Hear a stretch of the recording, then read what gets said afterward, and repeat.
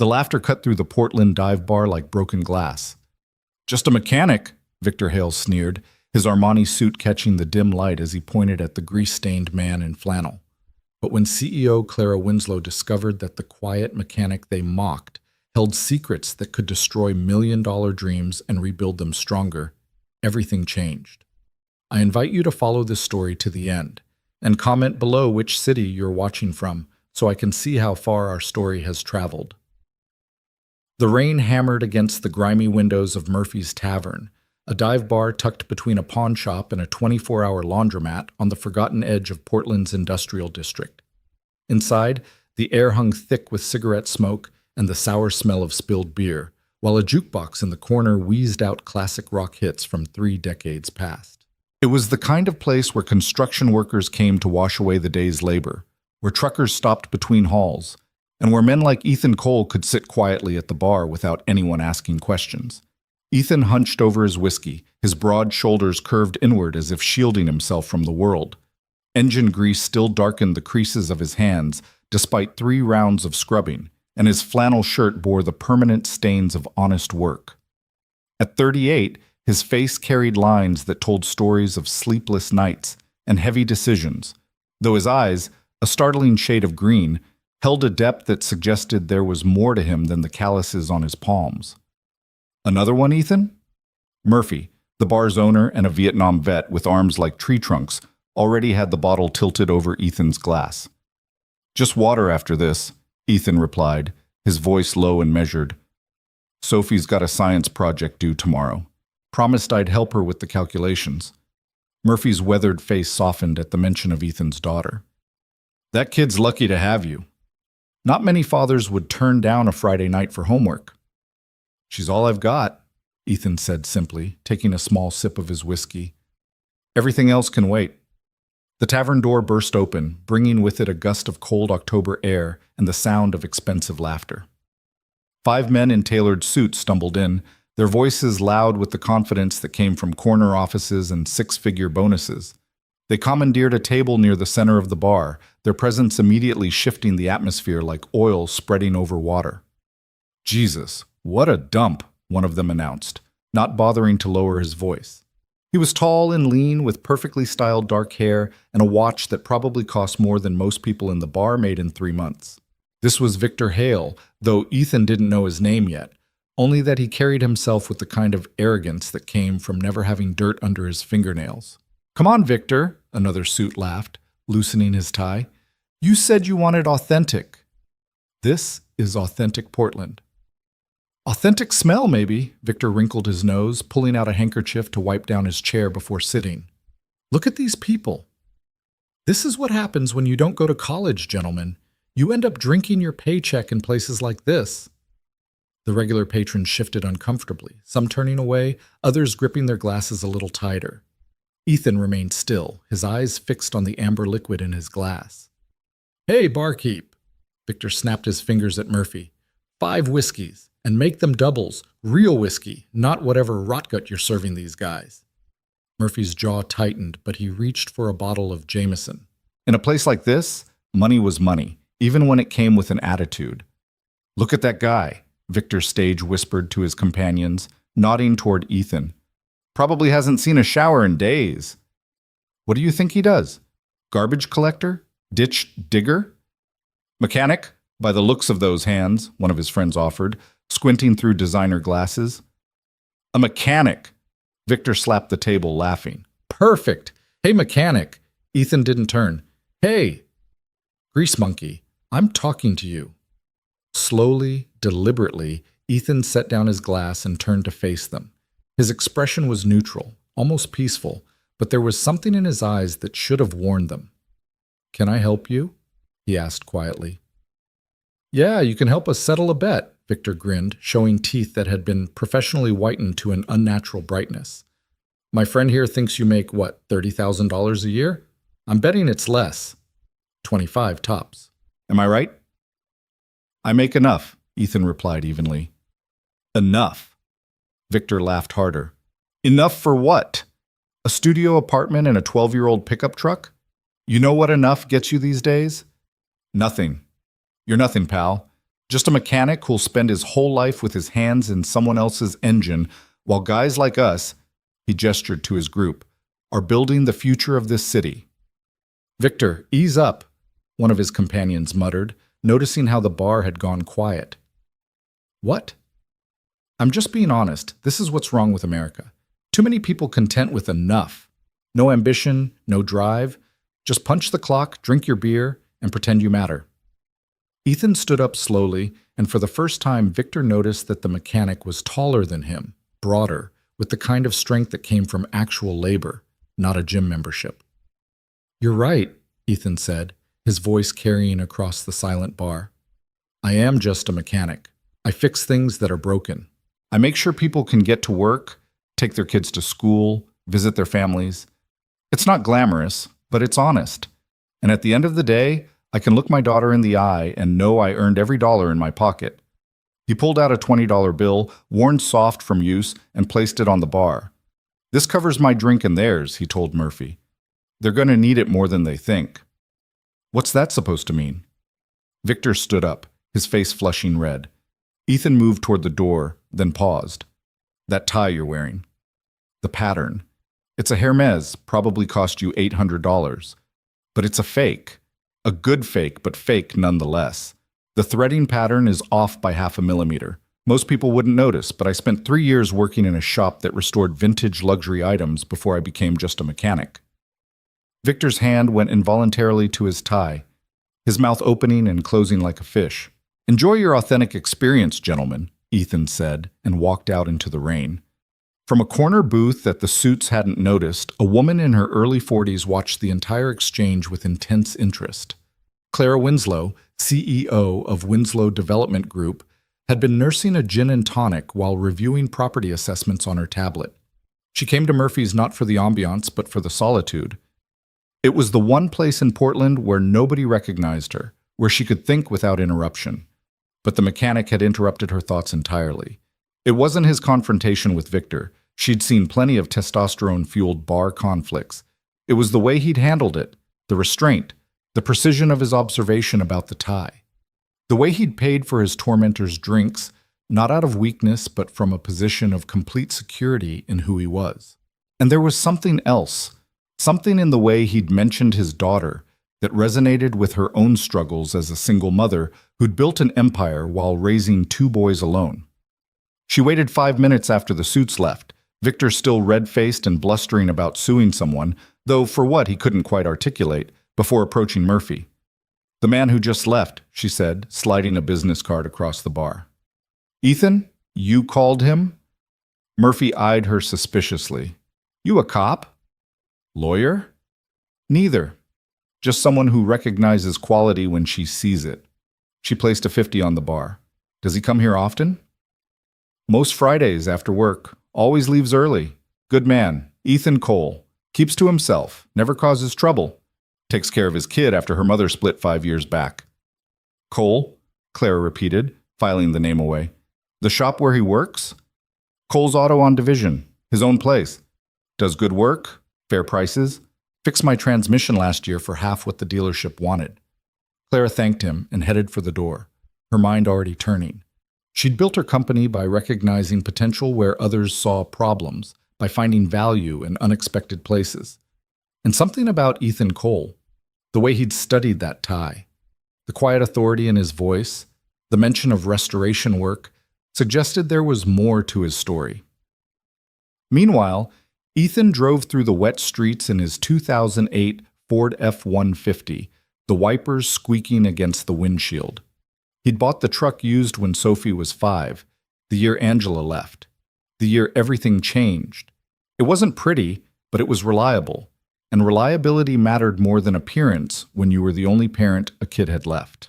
He pulled into the driveway of their small 2-story house on Maple Street, a modest neighborhood where teachers and firefighters lived next to retired dock workers and immigrant families building their American dream one overtime shift at a time. The porch light was on. Sophie always turned it on when she was home alone, even though he'd installed a state-of-the-art security system that had cost him 3 months of savings. Dad! Sophie's voice rang out before he'd even closed the front door. She bounded down the stairs, her dark hair flying behind her, still wearing her school uniform from St. Mary's Academy. "Hey, Butterfly Shaw," he said, catching her in a hug. At 10 years old, she was getting almost too big for their evening ritual, but neither of them was ready to give it up. "How was school?" "Mr. Henderson says my project proposal is too ambitious. He thinks I should do something simpler, like a volcano or a solar system model." "What did you propose?" "A working model of a self-cleaning water filtration system using principles of biomimicry." "I got the idea from that documentary we watched about how wetlands naturally purify water." Ethan smiled, pride warming his chest. "And what did you tell Mr. Henderson?" "That simple is for people who don't want to change the world." "That's my girl. Come on, let's look at those calculations. But first, dinner. Can't change the world on an empty stomach." They moved to the kitchen, where Ethan had started a pot of chili in the slow cooker that morning. It was one of their Friday traditions. He'd prep it before work, and it would be ready when they got home. As they ate, Sophie chattered about her day, her best friend Maria's birthday party next week, and the new book series she'd discovered about girl inventors. "Dad, why don't you ever talk about what you did before the shop?" The question caught him off guard, though he'd been expecting it for years. Sophie was too smart, too observant not to notice the things that didn't quite fit. The architecture books on their shelves, the blueprints he sometimes sketched late at night when he thought she was asleep, the way he could explain complex mathematical concepts that had nothing to do with fixing cars. "What brought this on?" he asked, buying time. "Maria's mom said something weird when she picked me up yesterday. She said it was a shame about what happened with your career, but she wouldn't tell me what she meant." Ethan sighed, setting down his spoon. "Before you were born, before I opened the shop, I did something different. I designed buildings. Like an architect?" "Exactly like an architect. I went to MIT, actually. Graduated summa cum laude." Sophie's eyes widened. "MIT? Dad, that's huge. Why didn't you tell me?" "Because it doesn't matter anymore. What matters is what I do now. Taking care of you, keeping the shop running, making sure you have everything you need." "But why did you stop?" Ethan chose his words carefully. "When your mom left, I had to make a choice. My architecture firm wanted me to travel constantly, work 80-hour weeks, be available at all hours. Or I could open the shop, set my own hours, and be here for you every day. It wasn't a hard choice." "Do you miss it? Designing buildings?" "Sometimes," he admitted, "but I'd make the same choice again in a heartbeat." Sophie was quiet for a moment, processing. "Is that why you sketch at night?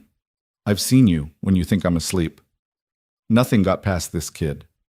"Old habits die hard." "Can I see them? Your sketches?" Ethan hesitated, then nodded.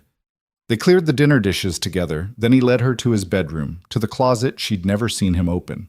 Inside, neat stacks of sketchbooks lined the shelves, dated by year. He pulled out the most recent one. "These are just ideas," he said, opening it to a random page. "Things that float through my head." Sophie gasped. The page showed a detailed drawing of a building that seemed to grow from the earth itself, with living walls and water features that doubled as natural cooling systems. Notes in Ethan's precise handwriting covered the margins, calculations for load-bearing walls, sustainable material lists, energy efficiency ratings. "Dad, this is incredible. It's like the building is alive." That was the idea. Buildings that don't just sit on the land but work with it, that give back more than they take. "Why don't you build this?" "Because designs are just dreams on paper without someone willing to pay for them. And people with that kind of money don't hire mechanics who used to be architects. They hire firms with reputations, connections, insurance policies worth millions." "That's stupid," Sophie said flatly. "That's business, Butterfly." They spent the next 2 hours working on her science project, Ethan guiding her through the calculations for water flow rates and filtration efficiency.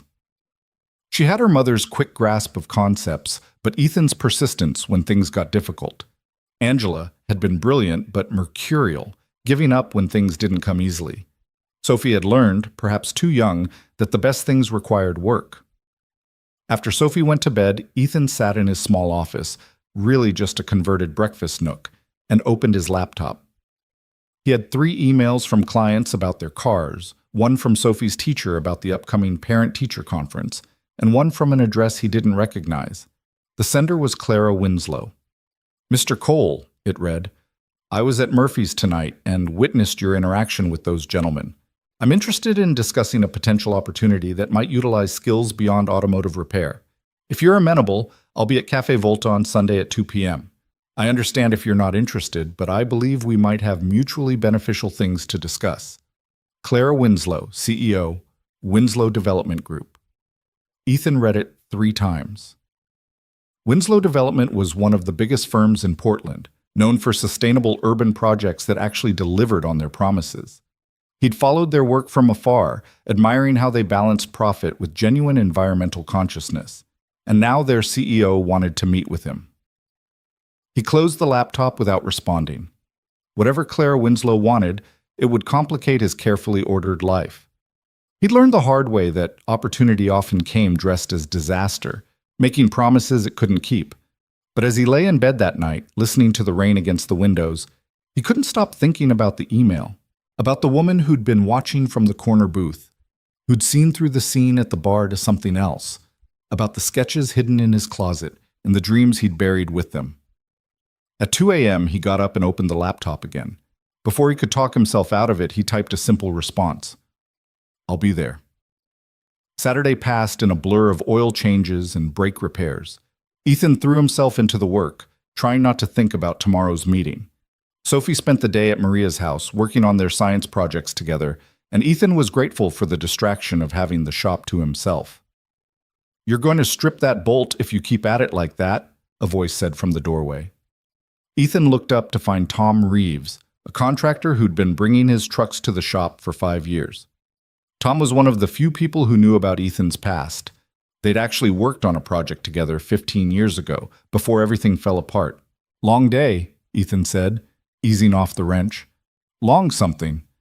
Heard Victor Hale got his ass handed to him at Murphy's last night." "You know Victor." "Everyone in construction knows Victor. He's Pinnacle Development's new VP of Acquisitions. Cocky son of a bitch who thinks a Harvard MBA means he knows everything about building. Also heard Clara Winslow was asking about you." Ethan's hands stilled. "How'd you hear that?"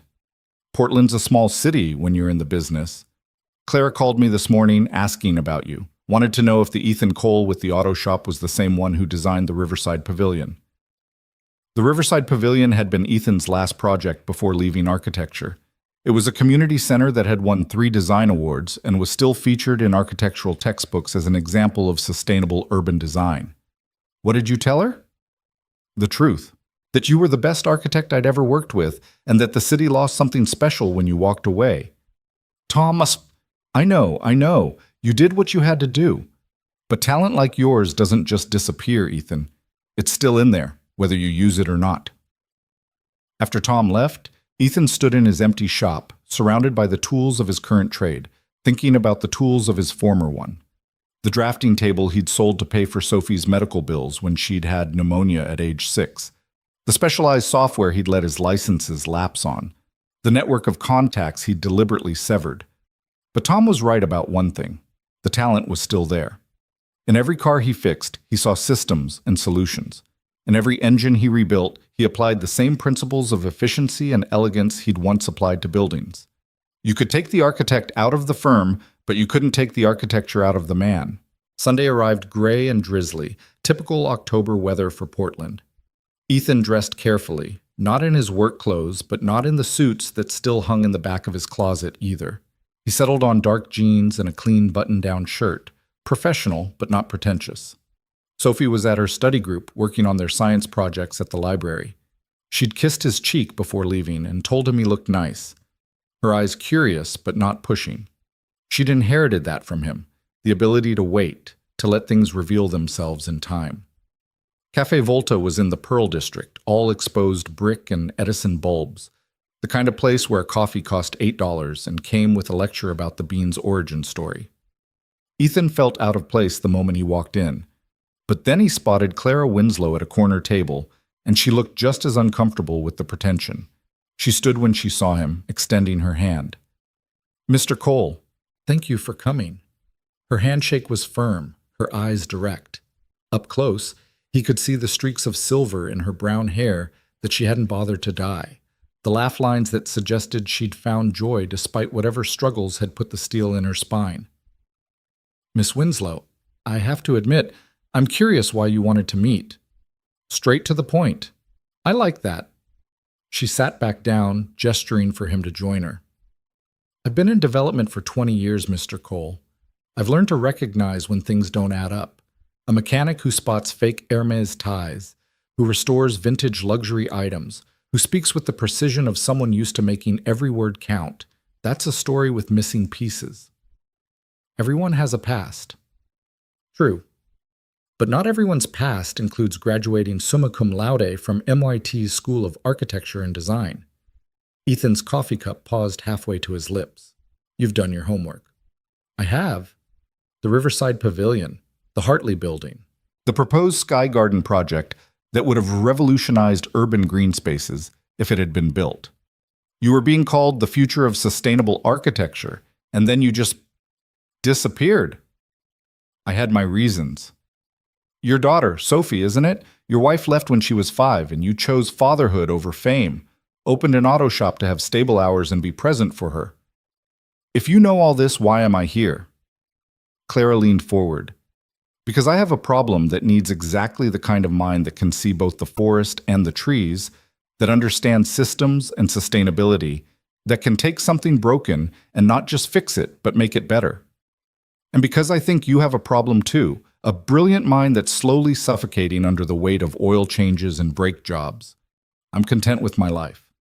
Content and fulfilled are two different things."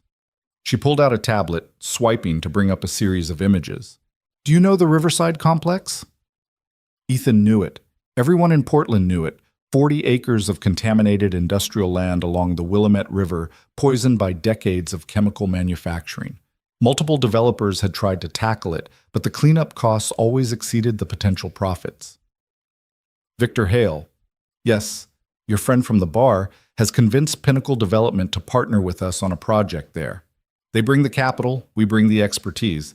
The plan is to cap the contamination, build luxury condos on top, and market them as riverfront paradise. That's insane. Capping doesn't solve the problem. It just hides it. The first major flood, and you'll have toxic soup spreading through the entire development. I know. Claire's eyes gleamed. Victor doesn't. Neither does Pinnacle's board. They see dollar signs, waterfront property at bargain prices because of the contamination. They're pushing to start construction within 6 months. Why are you telling me this? Because I believe there's a better way, a right way. But I need someone who can see it, design it, and more importantly, explain it in terms that make financial sense to people who care more about quarterly returns than quarterly centuries. You have architects on staff. I have architects who've learned to color inside the lines, to give clients what they want rather than what they need. I need someone who remembers why we build in the first place, not just to make money, but to create spaces where people live, work, thrive. Someone who understands that the foundation determines everything that comes after. Ethan was quiet for a long moment, studying the images on the tablet. His mind was already working, seeing possibilities, calculating loads and water tables and phytoremediation potential. I'm just a mechanic, he said finally. No, Clara said firmly. You're a mechanic by choice, an architect by training, and a problem solver by nature. I'm not asking you to give up your shop or compromise your priorities with Sophie. I'm asking for consultation, a few hours a week initially. Look at the plans, tell me what's wrong with them, help me find a better way. And if I say no, then you go back to your shop and I go back to fighting a losing battle against people who see land as commodity rather than community. But either way, Mr. Cole, you're not just a mechanic. The only question is whether you're ready to admit it. She stood, leaving a folder on the table. The current plans and site assessments. My direct number is inside. Take a few days, think about it. But not too long. Victor's pushing for a groundbreaking ceremony before Christmas, wants to impress the board with his initiative. After she left, Ethan sat in the overpriced coffee shop, staring at the folder. He thought about Sophie's science project, about buildings that gave back more than they took. He thought about the sketches hidden in his closet, dreams deferred but not dead, He thought about Victor Hale's sneer and the satisfaction of proving that being just anything was its own form of blindness. He opened the folder. The plans were worse than he'd imagined. Not just wrong, but dangerously wrong. The kind of cost-cutting shortcuts that looked good on paper but would fail catastrophically in practice. His trained eye spotted a dozen critical flaws in the first scan. Inadequate foundation depth for the soil type, no consideration for seasonal water table fluctuations, materials that would react badly with residual chemicals in the ground. But beneath the problems, he saw potential. The site's contamination was primarily heavy metals and petroleum products, treatable with the right approach. The river access could be an asset if properly managed. The proximity to downtown made it valuable for more than just luxury condos. His phone buzzed. Sophie texting from the library. "Dad, my project is going amazing!" "Maria's mom says I think like an engineer. Wonder where I get that from?" Ethan smiled, tucking the folder under his arm. Maybe it was time to stop hiding who he'd been. Maybe showing Sophie that you could be more than one thing, that life was about both choices and changes, was just as important as showing her how to be steady and reliable. That evening, after Sophie was asleep, Ethan spread the plans across his dining room table.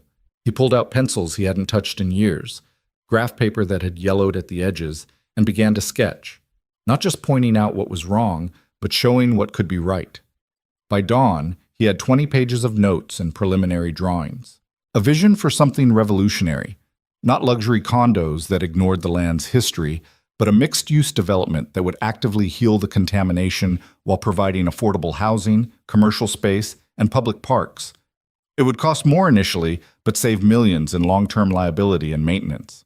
More importantly, it would transform a poisoned wasteland into a living, breathing part of the city. He photographed everything and emailed it to Clara with a simple message. "We need to talk. And bring someone who can stand up to Victor Hale, because he's going to hate every word of this." The response came back within an hour. "Tomorrow, 7 a.m., my office." "And Mr. Cole? I've been standing up to men like Victor my entire career. The question is whether you're ready to stand with me." Ethan looked at his work clothes hanging on the back of the door, then at the sketches covering his table. For 5 years, he'd been just a mechanic, and it had been enough. But Sophie was right. Simple was for people who didn't want to change the world. Maybe it was time to be complicated again. The next morning arrived too quickly, and Ethan found himself standing outside the Winslow Development Group building at 6:45 a.m., 15 minutes early, out of habit. The structure was everything he'd expected from Clara's company, renovated rather than demolished, with original 1920s brickwork preserved alongside modern glass additions that somehow complemented rather than competed with the historic elements. It was architecture that told a story of respect for what came before while embracing what could come next. "Mr. Cole," Clara's assistant, a young man with kind eyes and an efficient manner, greeted him in the lobby. "Ms. Winslow is expecting you, 12th floor." The elevator ride gave Ethan time to second-guess himself. What was he doing? He had a stable life, a thriving business, a daughter who needed consistency. But then he thought about Sophie's face when she'd seen his sketches, the pride in her eyes when she'd said, "Dad, this is incredible." Maybe showing her that dreams didn't have to die, just transform, was worth the risk. Clara's office occupied a corner of the top floor, with windows facing both the river and Mount Hood in the distance. But what struck Ethan wasn't the view, it was the workspace itself. No pristine executive desk or intimidating conference table. Instead, drafting tables covered with plans, walls lined with project boards, and in one corner, a collection of hard hats with dates and project names written on them in Sharpie. "You actually work here," Ethan said, surprised. Clara looked up from where she was reviewing his emailed sketches, already printed and spread across her drafting table. "As opposed to... Most executives I knew had offices for show and did their real work elsewhere."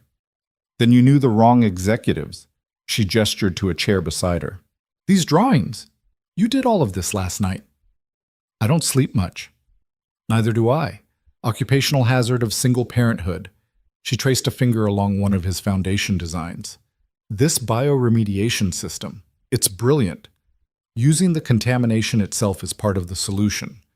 Heavy metals can be extracted by certain plants, phytoremediation. The petroleum products can be broken down by specifically cultivated bacteria. Instead of capping the problem, we solve it. It takes longer, costs more initially, but in 10 years you have clean land instead of a toxic time bomb. How long since you've drawn like this? 5 years, 6 months, and 12 days. Clara's eyebrows rose at the precision. The day I signed the papers to close my firm, Ethan explained, I told myself I was done with architecture. Yet you kept the drafting tools, and the books, and the subscriptions to 3 architectural journals that I read late at night when I can't sleep. He shrugged. You can leave the profession, but it doesn't leave you. No, it doesn't. Clara pulled up a chair beside him. Let me tell you what we're really facing here. Victor Hale has the Pinnacle Board convinced that this Riverside project is their ticket to competing with the big West Coast developers. Quick turnaround, massive profit margins, minimal investment in actual remediation. They've already started marketing it. Riverside Luxe, they're calling it. Marketing what doesn't exist yet. Welcome to modern development. Sell the dream, worry about reality later. They've got a groundbreaking scheduled for December 15th, full media circus planned. The mayor's supposed to attend. That's 8 weeks away. 7 weeks and 5 days, actually. Victor's very precise about his timeline. He wants to be able to tell the board that he's ahead of schedule by year's end, position himself for a promotion to senior VP. And you're his partner in this? Clara's expression darkened. On paper. In reality, I've been fighting him every step of the way. But I'm outnumbered and outmaneuvered. Pinnacle has more capital, more political connections. The only card I have is my reputation for delivering successful projects. And Victor's working to undermine that by painting me as an obstructionist who doesn't understand modern development. Why not walk away? Because 40 acres of poisoned land won't heal itself. Because the families who'll eventually live there deserve better than toxic soil under their children's playground. Because someone has to give a damn about doing things right, even when it's harder and costlier and thankless. Ethan studied her face, seeing in it the same exhaustion he felt, the weight of fighting battles that mattered against people who didn't care. What exactly are you asking me to do? Initially, review the plans thoroughly.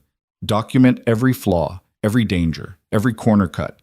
Give me ammunition that even Pinnacle's board can't ignore. But more than that. She pulled out a contract. I want you as a consultant, not full-time. I know you have the shop and Sophie, but 20 hours a week, your own schedule, working directly with me to develop an alternative proposal. And if Victor objects, he will. Loudly and probably profanely. But here's the thing about Victor. He's all flash, no foundation. He can sell ice to Eskimos, but he can't tell you the load-bearing capacity of that ice or whether it'll last through summer. The board tolerates him because he makes them money, but they're not stupid. If we can show them that his plan is genuinely dangerous, that the liability could destroy them. She smiled, and it was sharp as winter wind. Well, even greed has its limits when faced with bankruptcy. Ethan read through the contract. The pay was more than he made in a month at the shop for a week's worth of consulting. It included provisions for flexible hours, no travel requirements, and a clause that specifically stated his work would focus on sustainable remediation solutions. This is generous, he said. It's fair. You're not just bringing architectural expertise, you're bringing fresh eyes, uncompromised vision, and most importantly, you have no political debts to anyone in this city's development community. You can say things my staff can't, see things they've been trained to overlook. When would you need an answer? Now would be good. Victor's presenting his accelerated timeline to both boards tomorrow. I'd like to counter with concerns backed by someone whose credentials he can't dismiss. Ethan thought about Sophie, about the shop, about the comfortable routine he'd built. Then he thought about buildings rising from poisoned ground, about families trusting that someone had done the right thing, about his daughter learning that integrity meant standing up even when sitting down was easier. He signed the contract. Good, Clara said, but before she could continue, her phone buzzed. She glanced at it, and her expression shifted from satisfaction to concern. Victor's here. He wasn't supposed to be in until noon. Want me to leave?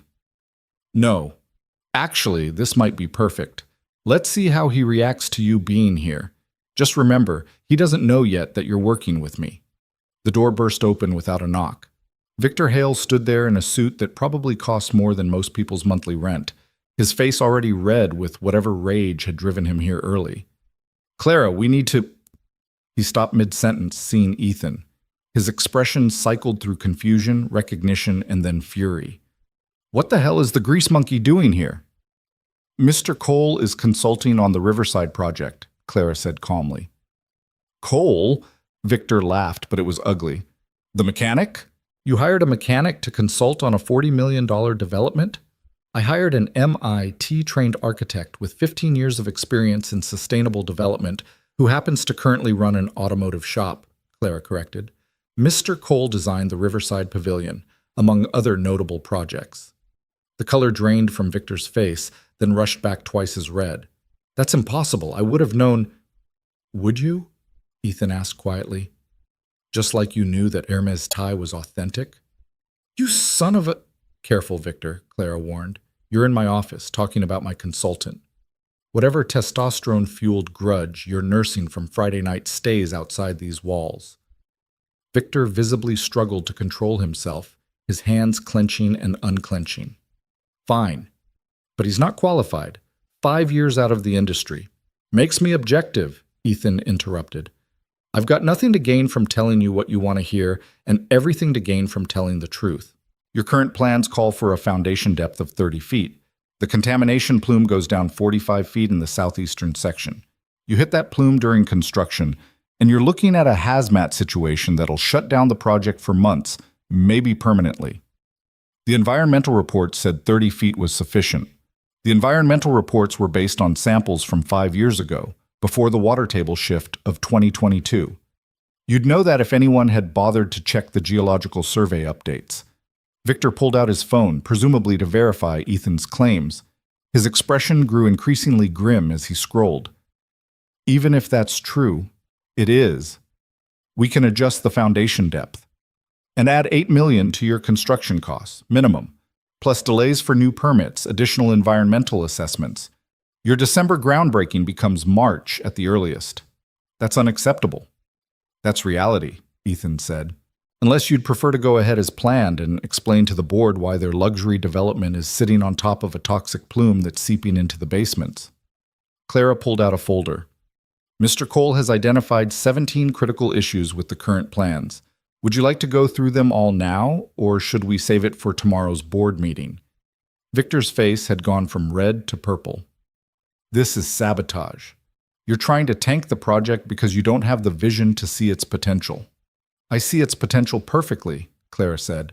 "Potential for lawsuits, environmental disasters, and the kind of publicity that destroys companies.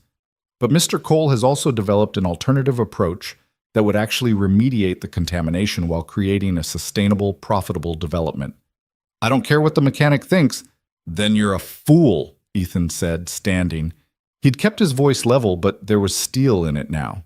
"And you're exactly the kind of developer who's destroyed public trust in this industry.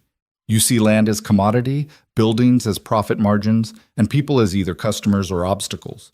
You don't build anything, Victor. You just stack expensive boxes on poisoned ground and hope nobody notices the foundation is rotten." "Get out," Victor snarled. "You're done here. I'll have you removed from this project." "Try it," Clara said, also standing. "I have equal authority on this project, and I've hired Mr. Cole under my discretionary budget. You want to challenge that, we can take it to both boards and explain why you're trying to silence the one person actually looking out for their interests." Victor stormed toward the door, then turned back. "You know what your problem is, Clara?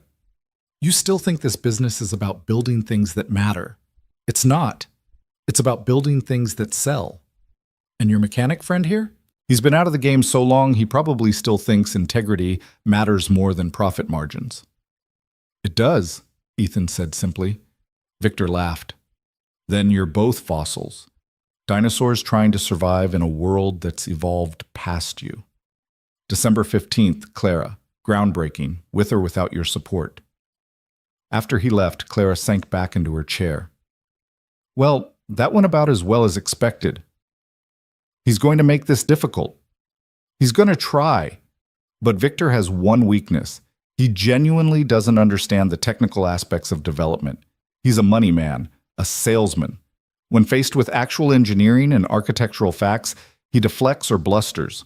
Tomorrow's board meeting, with both Pinnacle and Winslow boards present, is our chance to expose that. You want me there? If you're willing. Fair warning, it could get ugly. Victor doesn't like being challenged, especially in front of people who control his career. I've handled worse. Ethan gathered his copies of the sketches. I should get to the shop. I have 3 cars scheduled for this morning. The contract allows for flexible hours.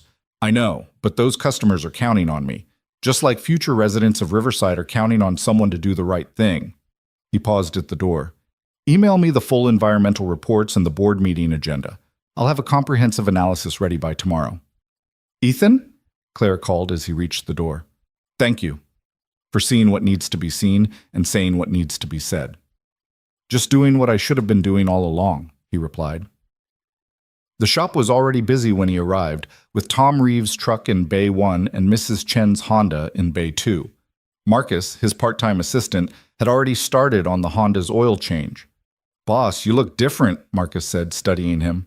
You win the lottery or something. Something like that, Ethan said, pulling on his coveralls. But as he slid under Tom's truck to examine the exhaust system, his mind was elsewhere, calculating load distributions and soil remediation rates, seeing not just what was broken, but how to fix it right. Ethan? Tom's voice echoed from above. You good under there? Yeah, Tom. Better than I've been in years. That afternoon, while replacing brake pads on a Subaru, Ethan's phone rang. Sophie's school. Mr. Cole? This is Principal Morrison. There's been an incident with Sophie.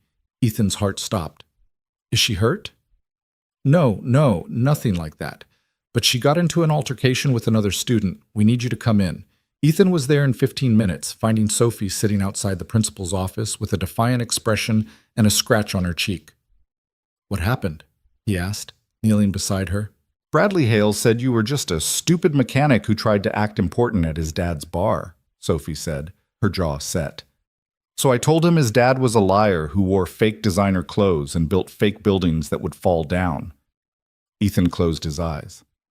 Of course Victor had a son at St. Mary's. Of course that son would have heard about Friday night. And then he pushed me, so I pushed him back, and then... She shrugged. I might have mentioned that his dad probably needed a mechanic to fix his personality because it was obviously broken. Despite everything, Ethan had to fight not to smile. Sophie, I know. Violence isn't the answer. But Dad, he was saying things about you, mean things, wrong things. People are going to say mean and wrong things sometimes. That doesn't mean we respond with our fists. I didn't use my fists.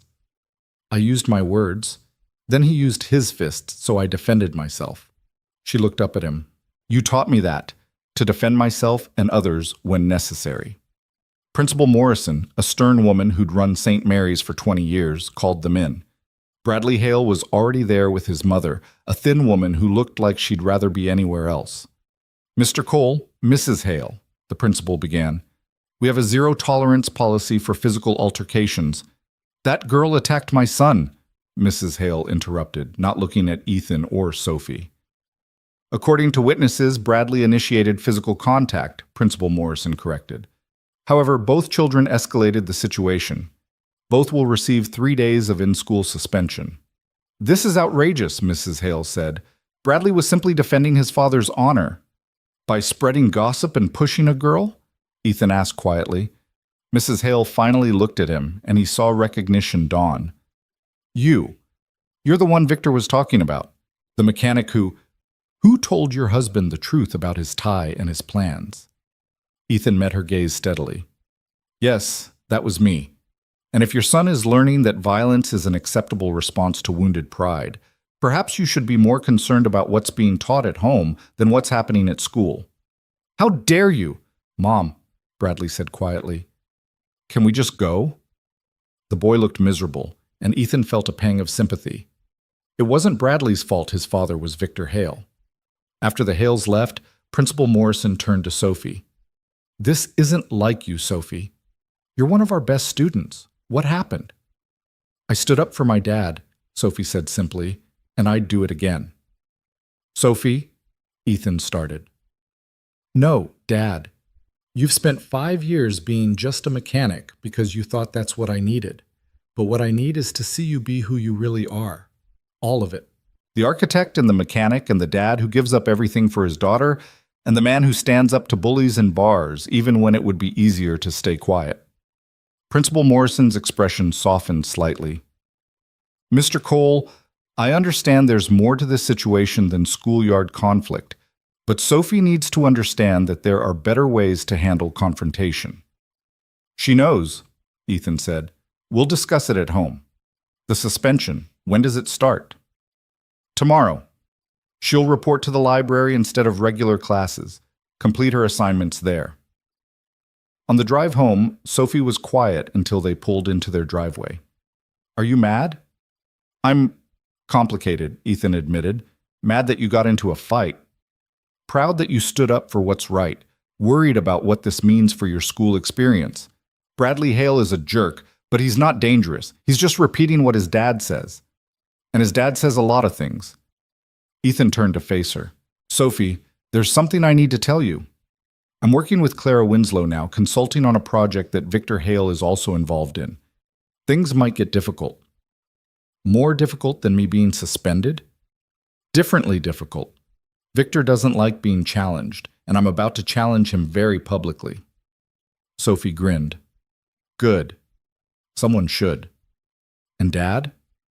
That stuff I said to Bradley about his dad's buildings falling down? Was I right? If built according to his current plans, they wouldn't fall, but they'd slowly poison everyone living in them. Then stop him. It's not that simple. Yes, it is, Sophie said firmly. You know what's right and what's wrong. You have the skills to prove it. So prove it. Show everyone that being just a mechanic doesn't mean you don't matter. Show them what I've always known, that you're extraordinary. That evening, after Sophie had finished her homework, suspension or not, academics came first, Ethan spread out all the Riverside documents on the dining room table. He had less than 24 hours to prepare for the board meeting, to condense 5 years of suppressed expertise into a presentation that could stop Victor's dangerous plan. Sophie brought him coffee at 10 p.m., one of their role reversals that had started when she was 8, and determined to be helpful. What's that? She asked, pointing to a series of calculations. Water table fluctuation models. See, the contamination isn't static. It moves with groundwater flow. Victor's plan ignores that movement. So the poison would spread? Potentially, or rise during flood seasons. His cap solution is like putting a Band-Aid on an infected wound without cleaning it first. And your solution? Ethan pulled over his sketches. Biological remediation. Plants that absorb heavy metals. Bacteria that break down petroleum products.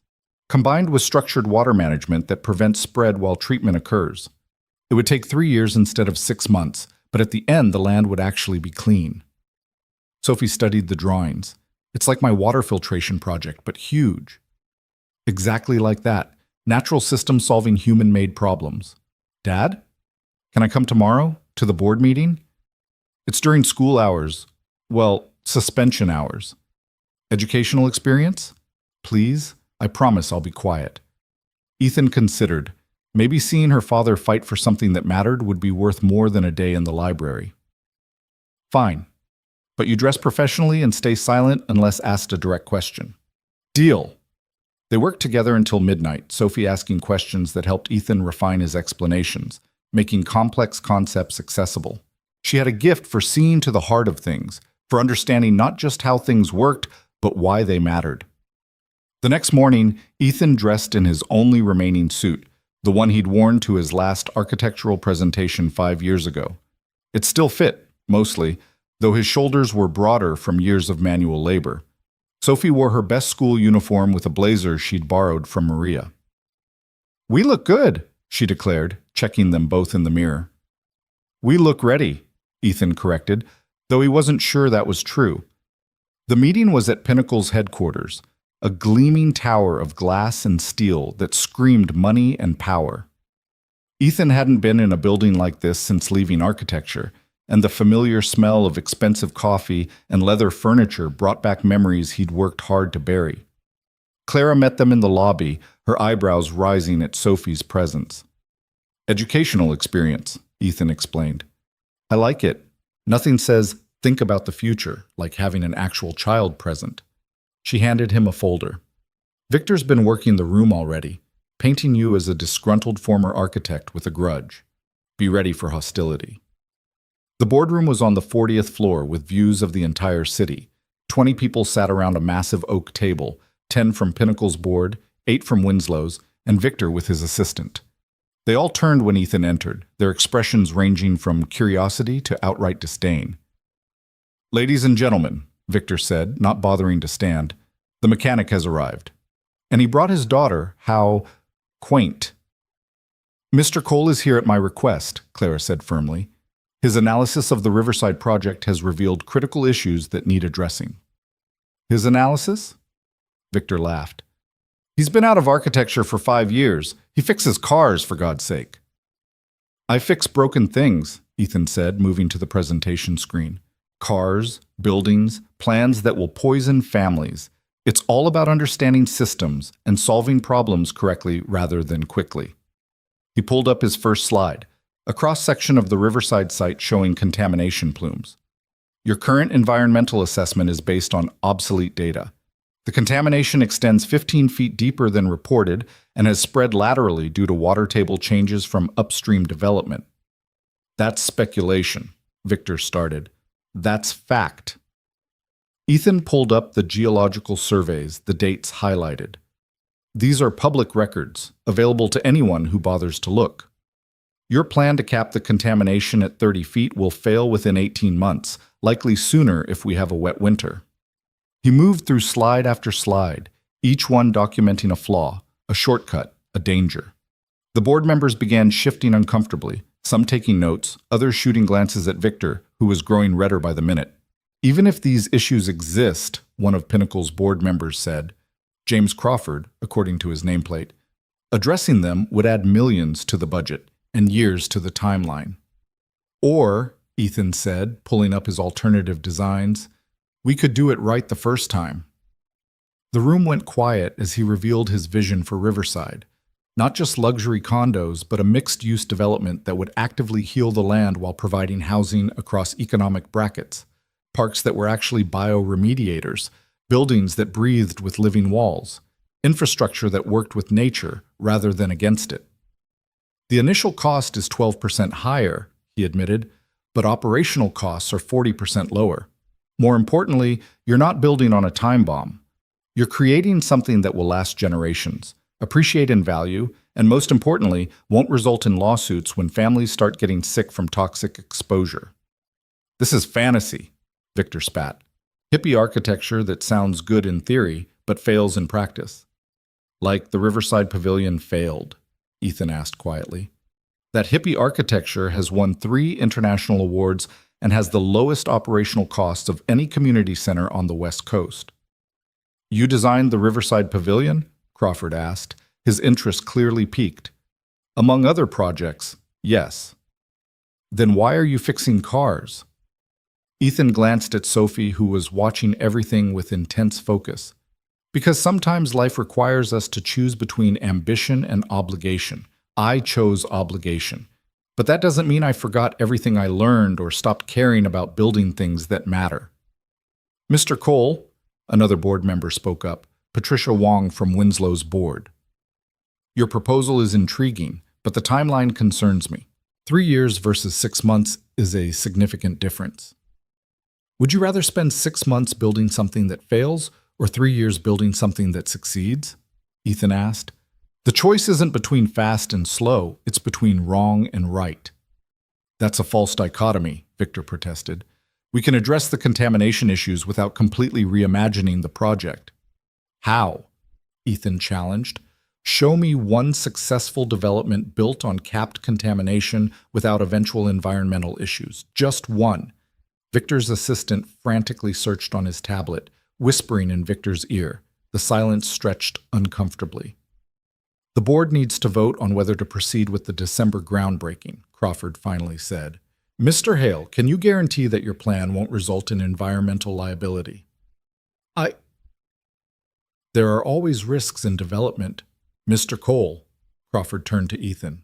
Can you guarantee your approach would work? I can guarantee it's been successfully implemented in 12 similar sites across the country. I can provide case studies, contact information for the developers, even soil samples showing complete remediation. But more than that. Ethan pulled out a final document. I can guarantee that if you go ahead with Mr. Hale's plan, I'll personally ensure every potential resident knows exactly what they're building on. Public records are public for a reason. Are you threatening us? Victor snarled. I'm promising transparency. Something that seems to be lacking in your approach. Dad, Sophie said quietly, and everyone turned to look at her. May I? Ethan hesitated, then nodded. Sophie stood, all 4'8" of her radiating confidence. My name is Sophie Cole. I'm 10 years old, and I want to be an environmental engineer when I grow up. I've been studying biomimicry and phytoremediation for my science project, and I have a question for Mr. Hale. Victor looked like he wanted to object, but couldn't figure out how to silence a child without looking monstrous. If you build these condos and families move in, where will their kids play?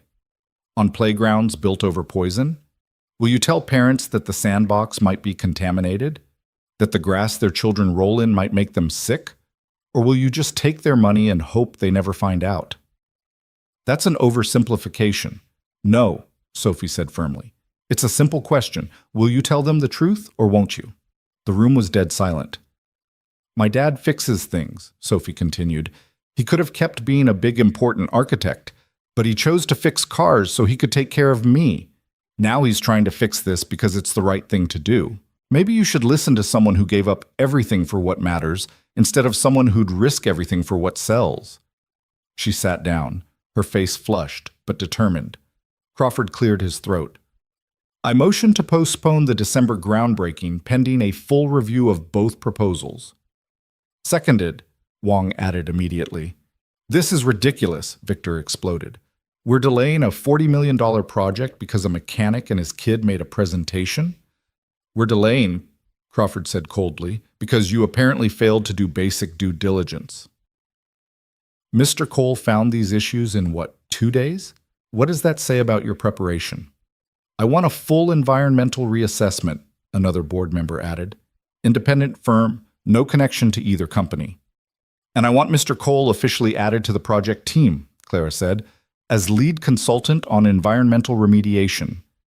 That's not your call, Victor started. Actually it is, Crawford interrupted. According to the partnership agreement, either managing partner can appoint consultants within budget. Mr. Cole, what would your consulting fee be? Ethan named a figure that was reasonable but significant, enough to show he valued his expertise but not so much as to seem greedy. Approved, Crawford said. Mr. Hale, you'll work with Mr. Cole to revise the plans. I won't. You will, or Pinnacle will find another VP of acquisitions who can. Crawford's tone brooked no argument. This meeting is adjourned. We'll reconvene in 2 weeks to review the revised proposals. As the board members filed out, Victor approached Ethan, his face twisted with rage. You think you've won? You've just made an enemy you can't afford, mechanic. I've made an enemy who values appearances over substance, Ethan replied calmly. That's an enemy I can handle. We'll see about that. Victor stormed out, his assistant scrambling to keep up. Clara waited until they were alone, then smiled. A real smile, not the professional one she wore like armor. That was magnificent, both of you. I thought you said I should stay quiet, Sophie said to her father. I said stay quiet unless asked a direct question. Crawford asked if the plan could be guaranteed to work.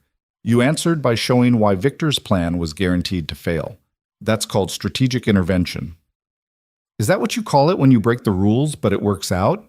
Sophie asked innocently. That's what I call it when someone speaks truth to power, Clara said. Sophie, your father's lucky to have you. I know, Sophie grinned. He tells me all the time. As they walked to the elevator, Ethan felt something shift inside him, like a door opening after being locked for years. He wasn't just a mechanic anymore, or rather, he He was a mechanic and an architect and a father, and someone who stood up when standing up mattered. "Dad?" Sophie asked as they waited for the elevator. "Are you going to close the shop?" "No, but I might need to hire another mechanic to help Marcus when I'm consulting." "Tom Reeves' son just got certified," Sophie suggested. "He's looking for work." "How do you know that?" "I pay attention. Same way I knew Bradley Hale would back down if challenged. Bullies usually do when someone stands up to them." The elevator arrived, and as they descended, Ethan watched the city spread out below them. Somewhere out there, 40 acres of poisoned land waited for someone to heal it. It wouldn't be easy or quick or simple, but then again, the best things never were.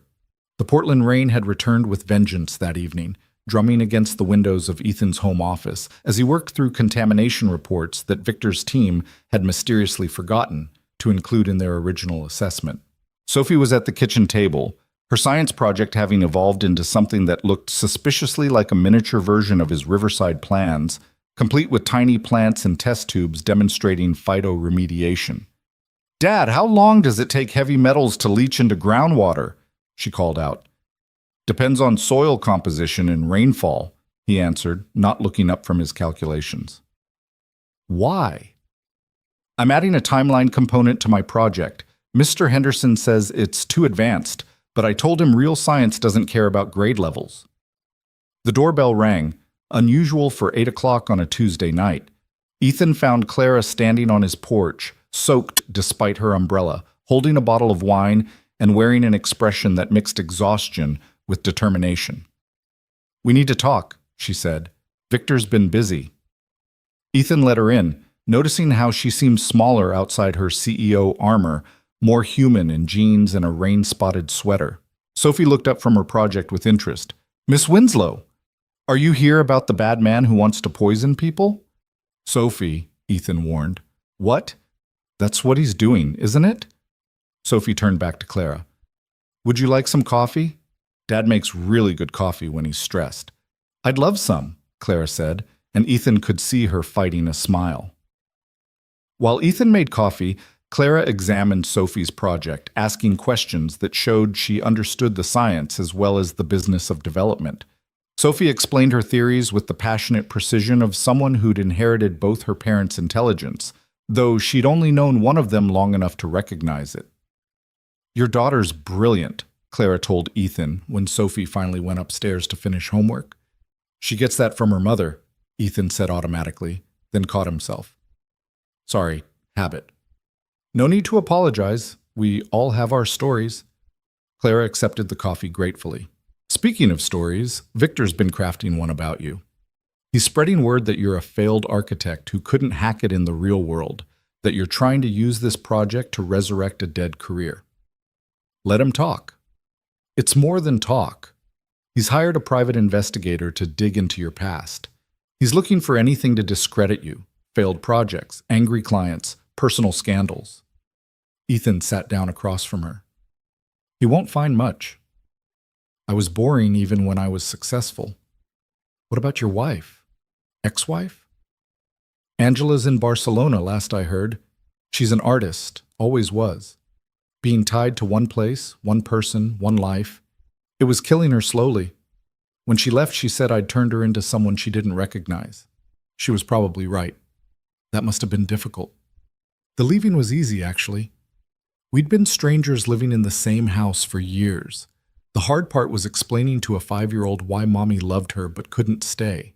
Sophie used to sit by the window every evening, certain Angela would come back. She did that for 6 months before I finally convinced her that sometimes love means letting go." Clara stared into her coffee. "My husband died 8 years ago. Heart attack at his desk, working on a project he hated for people he despised. I found him there at midnight when he didn't come home. He was 39. I'm sorry." "Don't be. It taught me that life's too short to build things that don't matter. That's why I started Winslow Development, to prove that profitable and principled weren't mutually exclusive." She looked up at him. "That's why I need you on this project. You understand what I'm trying to do.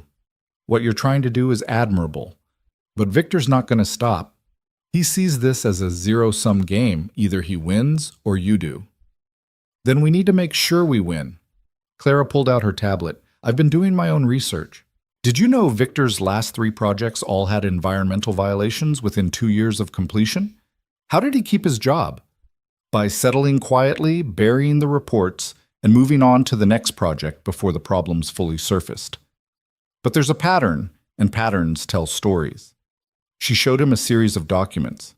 The Meadowbrook Estates in Seattle, 15 families with respiratory issues. The Riverside Commons in Tacoma, groundwater contamination that required a complete water system replacement. The Pearl District Tower here in Portland, still in litigation over toxic mold that appeared within 6 months of opening. This is damning. It would be if anyone connected the dots, but each incident was handled by different law firms, different insurance companies, different regulatory bodies. Victor's very good at compartmentalizing disasters. So connect the dots. Show the board the pattern. I tried. Crawford told me to focus on the future, not the past.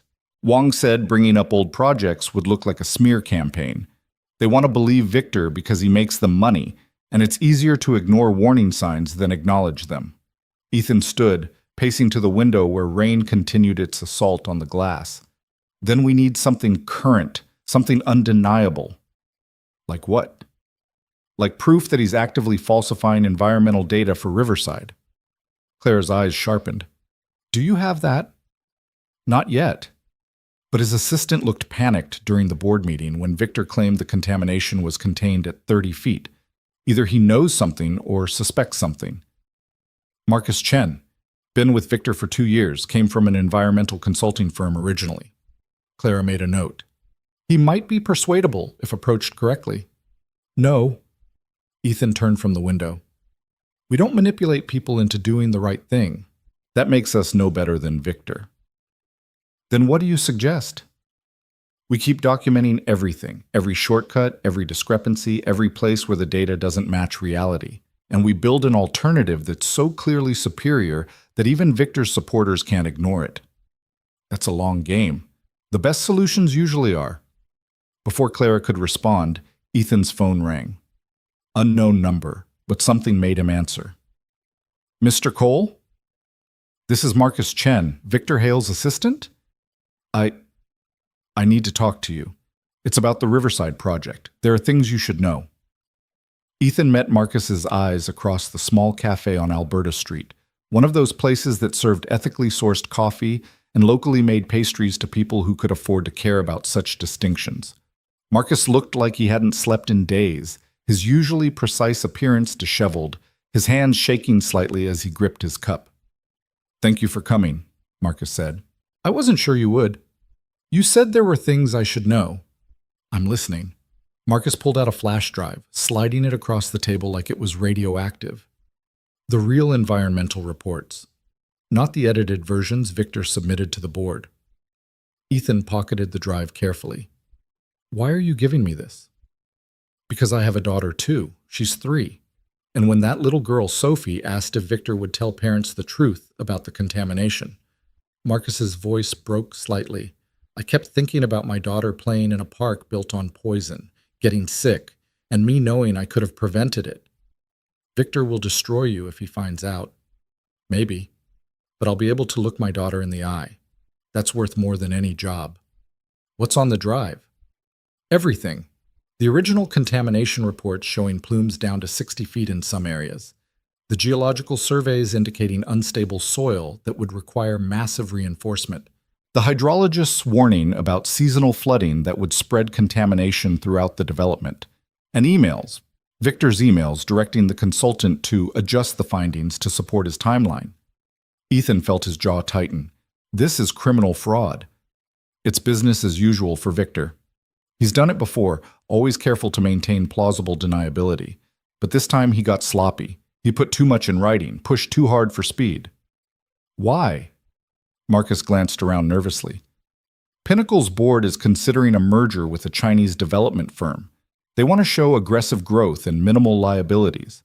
Victor promised them Riverside would be profitable within 18 months. If he delivers, he becomes executive VP of the merged company. If he fails, he's gambling with people's lives for a promotion. He's gambling with everything, including mine, apparently. He had me followed after the board meeting, knows I've been asking questions. I'm supposed to be in Seattle right now at a conference, but I needed to give you this first. What will you do? Disappear for a while. My wife's family has a place in Vancouver. We'll stay there until this resolves one way or another. Marcus, this is evidence of criminal activity. You should go to the authorities. With what proof that I wasn't complicit? I've been Victor's assistant for 2 years. Everything goes through me. In his version of events, I'm the one who altered the reports. Marcus stood. Use the information however you need to. Just make sure it matters. After Marcus left, Ethan sat in the cafe for another hour, the flash drive feeling like it weighed 50 pounds in his pocket. He thought about calling Clara immediately, but something made him wait. This information was a weapon, but weapons needed to be used strategically, not emotionally. When he finally returned home, he found Tom Reeves's truck in his driveway and Tom himself in his garage, looking at the old drafting table Ethan had moved there years ago. "Heard you're back in the architecture game," Tom said without preamble. "Part-time consulting." "Bull. You're either in or out, Ethan. There's no halfway with you, never has been." "I have responsibilities. You have fear. There's a difference." Tom turned to face him. "You know what I see when I look at you? A man who's been hiding for 5 years, afraid that if he starts caring again, he'll lose everything again. You don't know. I know Angela leaving broke something in you. I know you retreated into this garage because cars are simpler than buildings, because machines don't abandon you when things get complicated. But Ethan, you're dying in here, slowly, quietly, but dying all the same. I'm fine. No, you're safe. And safe is killing you just as surely as Angela's restlessness killed her love for you." Tom moved toward the door, then paused. "That Clara Winslow, she sees it too. Sees what you could be if you'd stop being so afraid of what you were." After Tom left, Ethan stood in his garage, surrounded by the tools of his chosen trade, and admitted what he'd been denying for 5 years. He was afraid. Afraid of failing, afraid of succeeding, afraid of wanting something beyond the safe boundaries he'd built around his life. The flash drive sat on his workbench like an accusation. The information it contained could destroy Victor, save the Riverside Project, vindicate everything Ethan had been arguing. But using it meant stepping fully back into a world he'd abandoned, meant risking the quiet stability he'd built for Sophie. "Dad?" Sophie's voice came from the doorway. "You okay?" Complicated question, Butterfly. She came over and hugged him, her head now reaching his chest. "Is this about the bad man and his poison buildings?" "Partly." "And partly about Mom." Ethan looked down at her, surprised.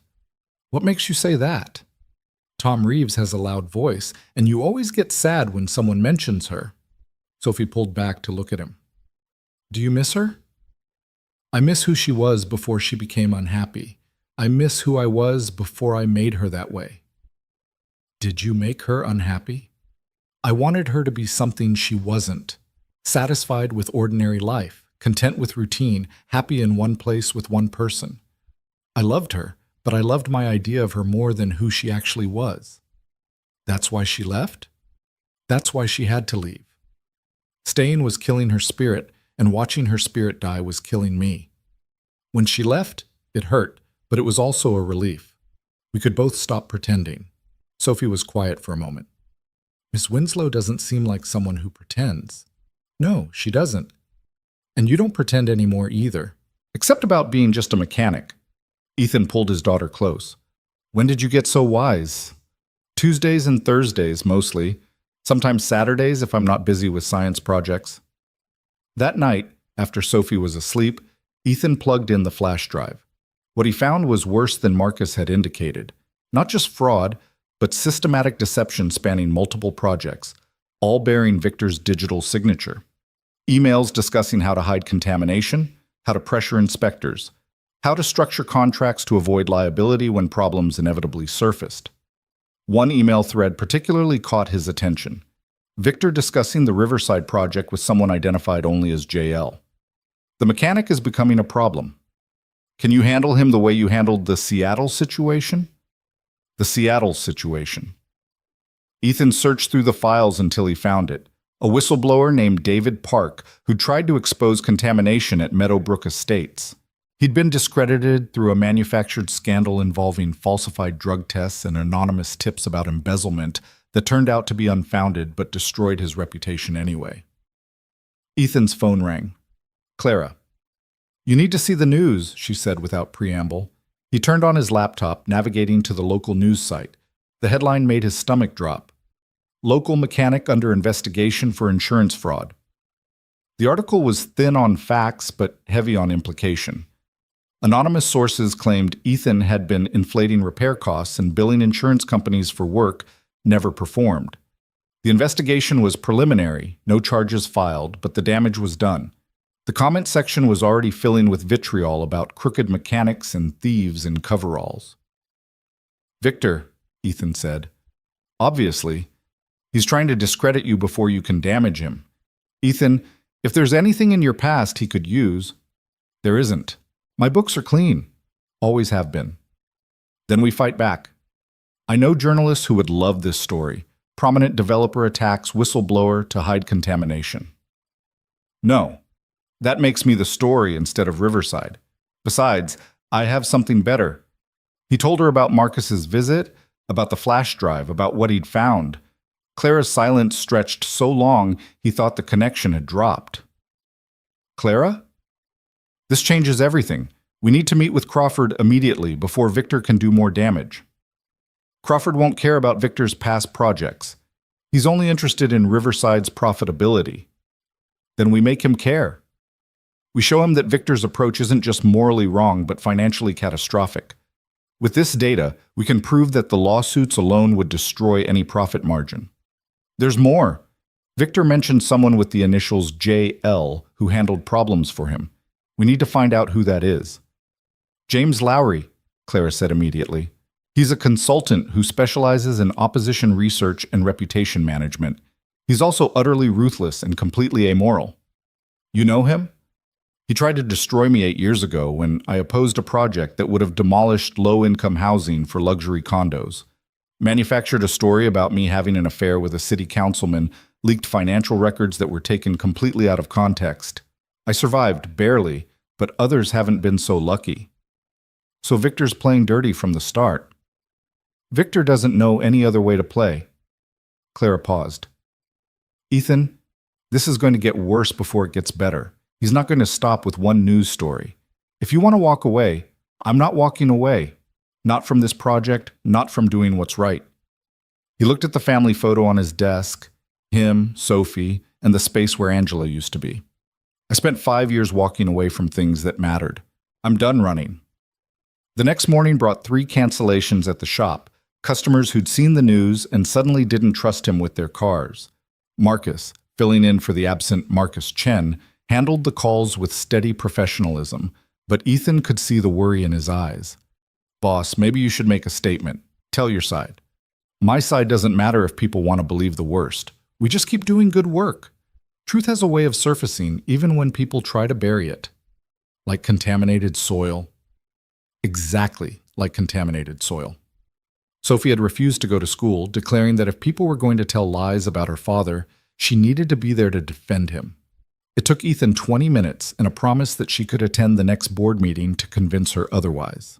Crawford agreed to meet that afternoon, but not at Pinnacle, at his home in the West Hills, a modernist masterpiece that Ethan had actually consulted on 15 years earlier, though Crawford didn't seem to remember. "I don't like being manipulated, Mr. Cole," Crawford began, gesturing for Ethan to sit in his study that overlooked the city. "And this feels like manipulation. The only manipulation here is Victor's. He's been lying to you from the beginning." Ethan handed over copies of the key documents from Marcus's flash drive. The real contamination data, the real risks, the real costs. Crawford reviewed them in silence, his expression never changing, though Ethan noticed his jaw tightening progressively. "How did you obtain these?" "From someone with a conscience who couldn't stand by and watch families be poisoned for profit." "That's not an answer. It's the only answer that matters. The source is protected, but the information is real. You can verify it independently. In fact, I encourage you to." Crawford set down the papers. Assuming this is accurate, what do you want? I want Victor removed from the project.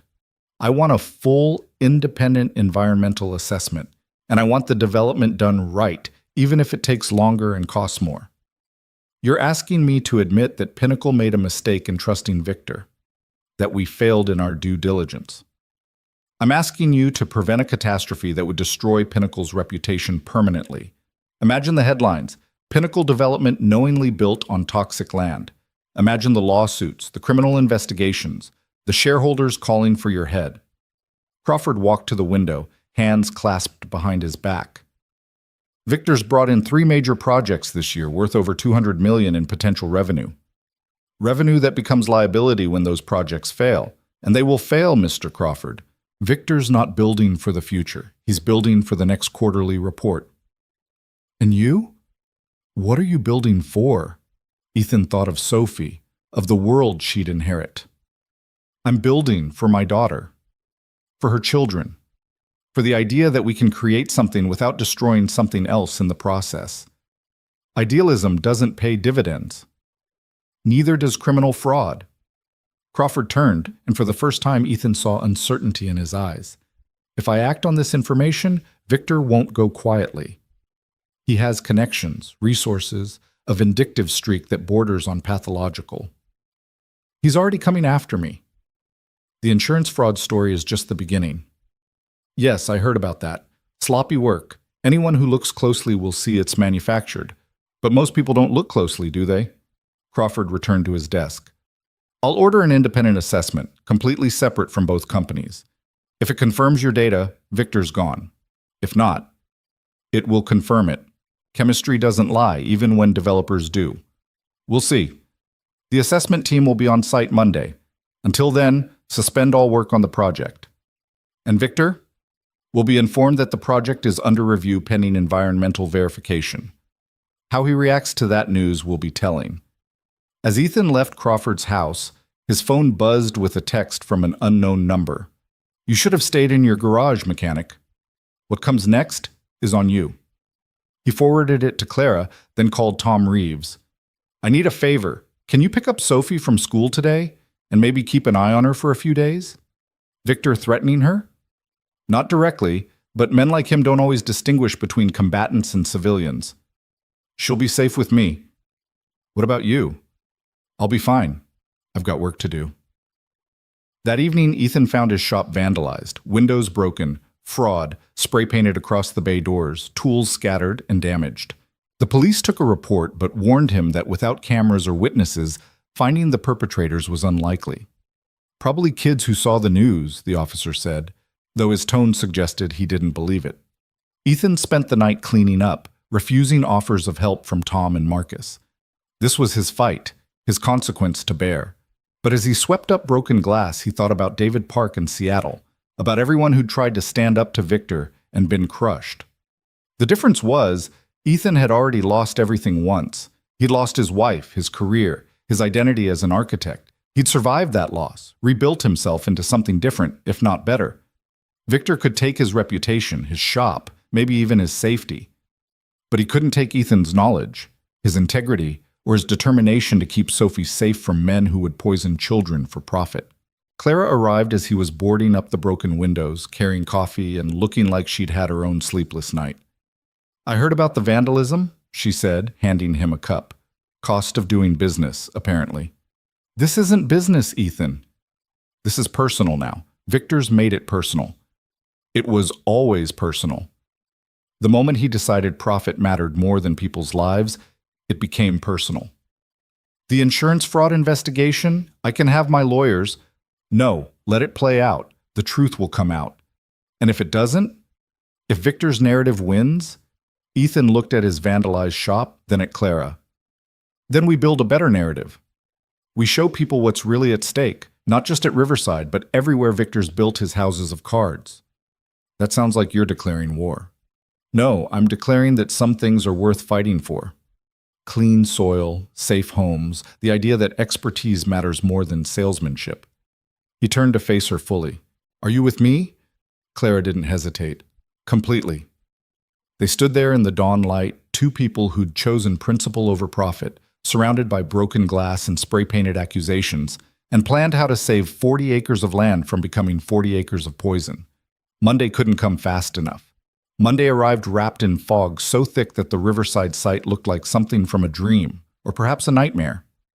Ethan stood at the chain-link fence watching the independent assessment team unload their equipment, their white hazmat suits ghost-like in the mist. Clara stood beside him, her presence solid and reassuring despite the tension that radiated from both of them.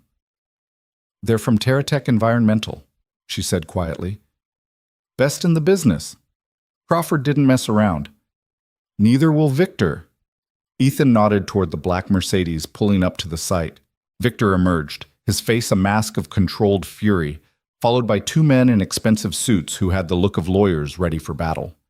"Mr. Cole," Victor said, approaching them with a smile that didn't reach his eyes. "I heard about your shop. Terrible thing, vandalism. The neighborhood must be going downhill." "The neighborhood's fine. It's the people passing through who are the problem." Victor's smile widened. "You know, I've been thinking about your situation. A single father struggling to make ends meet, suddenly thrust into a world he abandoned years ago. It must be overwhelming. Perhaps you should consider stepping back, focusing on what you know, carburetors and oil changes." "I know contamination when I see it," Ethan replied evenly, "whether it's in soil or in business practices." "Careful, Mr. Cole. Slander is a serious offense. So is fraud, environmental negligence, falsifying reports." Ethan met Victor's gaze steadily. "Should I continue?" One of Victor's lawyers stepped forward. "Mr. Cole, you should be aware that any unfounded allegations against Mr. Hale or Pinnacle Development could result in significant legal consequences." "Unfounded?" Clara interjected. "We'll see what TerraTech finds." "They'll find exactly what we reported," Victor said confidently. "Manageable contamination, easily contained with standard capping procedures." "Contamination down to 30 feet?" "Precisely." Ethan pulled out his phone, showing a photograph he'd taken of the assessment team's preliminary readings. "Interesting, because they've already detected contamination at 42 feet in their first boring sample. Want to revise your statement?" The color drained from Victor's face, but he recovered quickly. "Preliminary readings are often inaccurate." "Mr. Hale!" Dr. Sarah Hutchinson, TerraTech's lead assessor, approached them, her expression grim. "We need to discuss our initial findings. I'm sure any anomalies can be explained." 63 feet, Dr. Hutchinson interrupted. "We found contamination down to 63 feet in the southeastern quadrant. Benzene levels that exceed federal limits by 300%. This is not manageable, Mr. Hale. This is a crisis." Victor's lawyers immediately went into damage control mode, talking about measurement errors and the need for additional testing, but Ethan saw the truth in Victor's eyes. He'd known. He'd always known. "We're suspending all development immediately," Dr. Hutchinson continued. "This site needs full remediation before any construction can even be considered. We're talking years, not months." "This is Cole's doing," Victor snarled, abandoning pretense. "He's sabotaged the samples." "Are you suggesting I contaminated 40 acres of land over the weekend?" Ethan asked mildly. "That would be quite an accomplishment for just a mechanic, Dr. Hutchinson looked between them, her expression showing she understood there was more going on than environmental assessment. "Mr. Cole, Ms. Winslow, I'd like to review your alternative proposal. If the contamination is as extensive as our initial findings suggest, traditional capping won't work. We need innovative solutions." As they walked toward the assessment team's mobile laboratory, Victor grabbed Ethan's arm. "This isn't over. You think you've won, but I have resources you can't imagine." Ethan carefully removed Victor's hand. "You have money and connections. I have truth and time. Let's see which proves stronger." Inside the mobile lab, Dr. Hutchinson spread out the initial findings. The contamination map looked like a cancer scan, dark spots spreading across the entire site, with concentrations that made Clara gasp. "How did the original assessment miss this?" she demanded. "It didn't," Dr. Hutchinson said carefully. "These patterns, these concentrations, someone would have had to work very hard not to see them. Or work very hard to hide them, Ethan added, thinking of Marcus Chen's flash drive locked in his home safe. Your proposal, Dr. Hutchinson said, turning to Ethan. The bioremediation approach. I've reviewed the basics, but I need more detail. How would you handle contamination this extensive? For the next 3 hours, Ethan laid out his vision. Not just cleaning the land, but transforming it into something that actively healed both soil and community. Mycoremediation using fungi to break down petroleum products. Phytoremediation with specific plants that absorbed heavy metals. Constructed wetlands that would filter runoff while creating habitat. Buildings designed to work with these systems, not despite them. The initial phase would take 18 months, he explained, showing his detailed timeline. Full remediation within 3 years. But here's the key. We don't wait to start development. We integrate it. The first structures would be greenhouses for the remediation plants, which later become community gardens. The water treatment facilities become architectural features, not hidden utilities. This is ambitious, Dr. Hutchinson said, but her tone was approving. Expensive, too. Less expensive than lawsuits when children get sick, Clara pointed out. Less expensive than demolishing buildings when the EPA forces a cleanup in 5 years. I'll include your proposal in my report to both boards, Dr. Hutchinson promised. Though I should warn you, Mr. Hale has already filed a formal complaint questioning the validity of our assessment. That afternoon, Ethan returned to his shop to find it busier than it had been all week. Tom Reeves had organized what he called a support party, customers and neighbors showing up to demonstrate that they still trusted Ethan despite the fraud allegations. People know BS when they smell it, Tom said, clapping Ethan on the back. And that story about insurance fraud? Pure BS. Sophie was there too, having convinced Tom that helping at the shop was educational. She was explaining hydraulic principles to Mrs. Chen while actually checking her brake fluid, her small hands steady and sure. Dad, she called out, running over. Did you stop the bad man? We're working on it, Butterfly. Good, because I have an idea for the remediation project. What if we used sunflowers? They absorb heavy metals, and they're pretty. People would like living near sunflower fields better than brown dirt. That's brilliant, Ethan said, and meant it. We could have a whole section dedicated to sunflower remediation. Can I help design it? I'm counting on it. That evening, as Ethan was closing the shop, a familiar figure appeared in the doorway. Angela stood there, looking exactly as she had 5 years ago, yet completely different. The restless energy that had always surrounded her had been replaced by something calmer, more centered. Hello, Ethan. Angela. He set down his wrench carefully, as if sudden movements might shatter whatever moment this was. Sophie's not here. I know. I'm not here to see Sophie, not yet. She entered the shop, her designer boots incongruous against the oil-stained floor. I heard about what you're doing. The Riverside Project, standing up to Victor Hale. News travels to Barcelona? I'm not in Barcelona. Haven't been for 2 years. I live in Seattle now. Have a gallery, a partner, a life that finally makes sense. She paused. And I heard about it because Victor Hale tried to hire me. Ethan's attention sharpened. Hire you for what? To claim that you were unstable during our marriage. Violent, even. He offered me $50,000 to sign an affidavit saying I left because I feared for my safety. And? Angela laughed, the same laugh that had once made him fall in love with her. I told him that Ethan Cole was many things, stubborn, inflexible, occasionally self-righteous, but violent? Never. You couldn't even kill spiders, always insisted on catching them and putting them outside. What did Victor say? He upped his offer to $100,000. She pulled out a recording device. So I recorded him. Figured you might find it useful, evidence of witness tampering or whatever lawyers call it. Ethan stared at the device. Why would you do this? Because whatever our problems were, you're a good man. And more importantly, you're a good father. Sophie deserves better than having her dad destroyed by someone like Victor Hale. How do you know what kind of father I am? Angela's expression softened. I've kept tabs. Through friends, social media, the occasional drive by the house. I've seen her science fair projects, her school photos, the way she smiles. She's happy, Ethan. happier than she ever could have been with me in the picture. She misses you. She misses the idea of me. The mother she imagined, not the one I would have been. I was never meant for motherhood, we both know that. But you?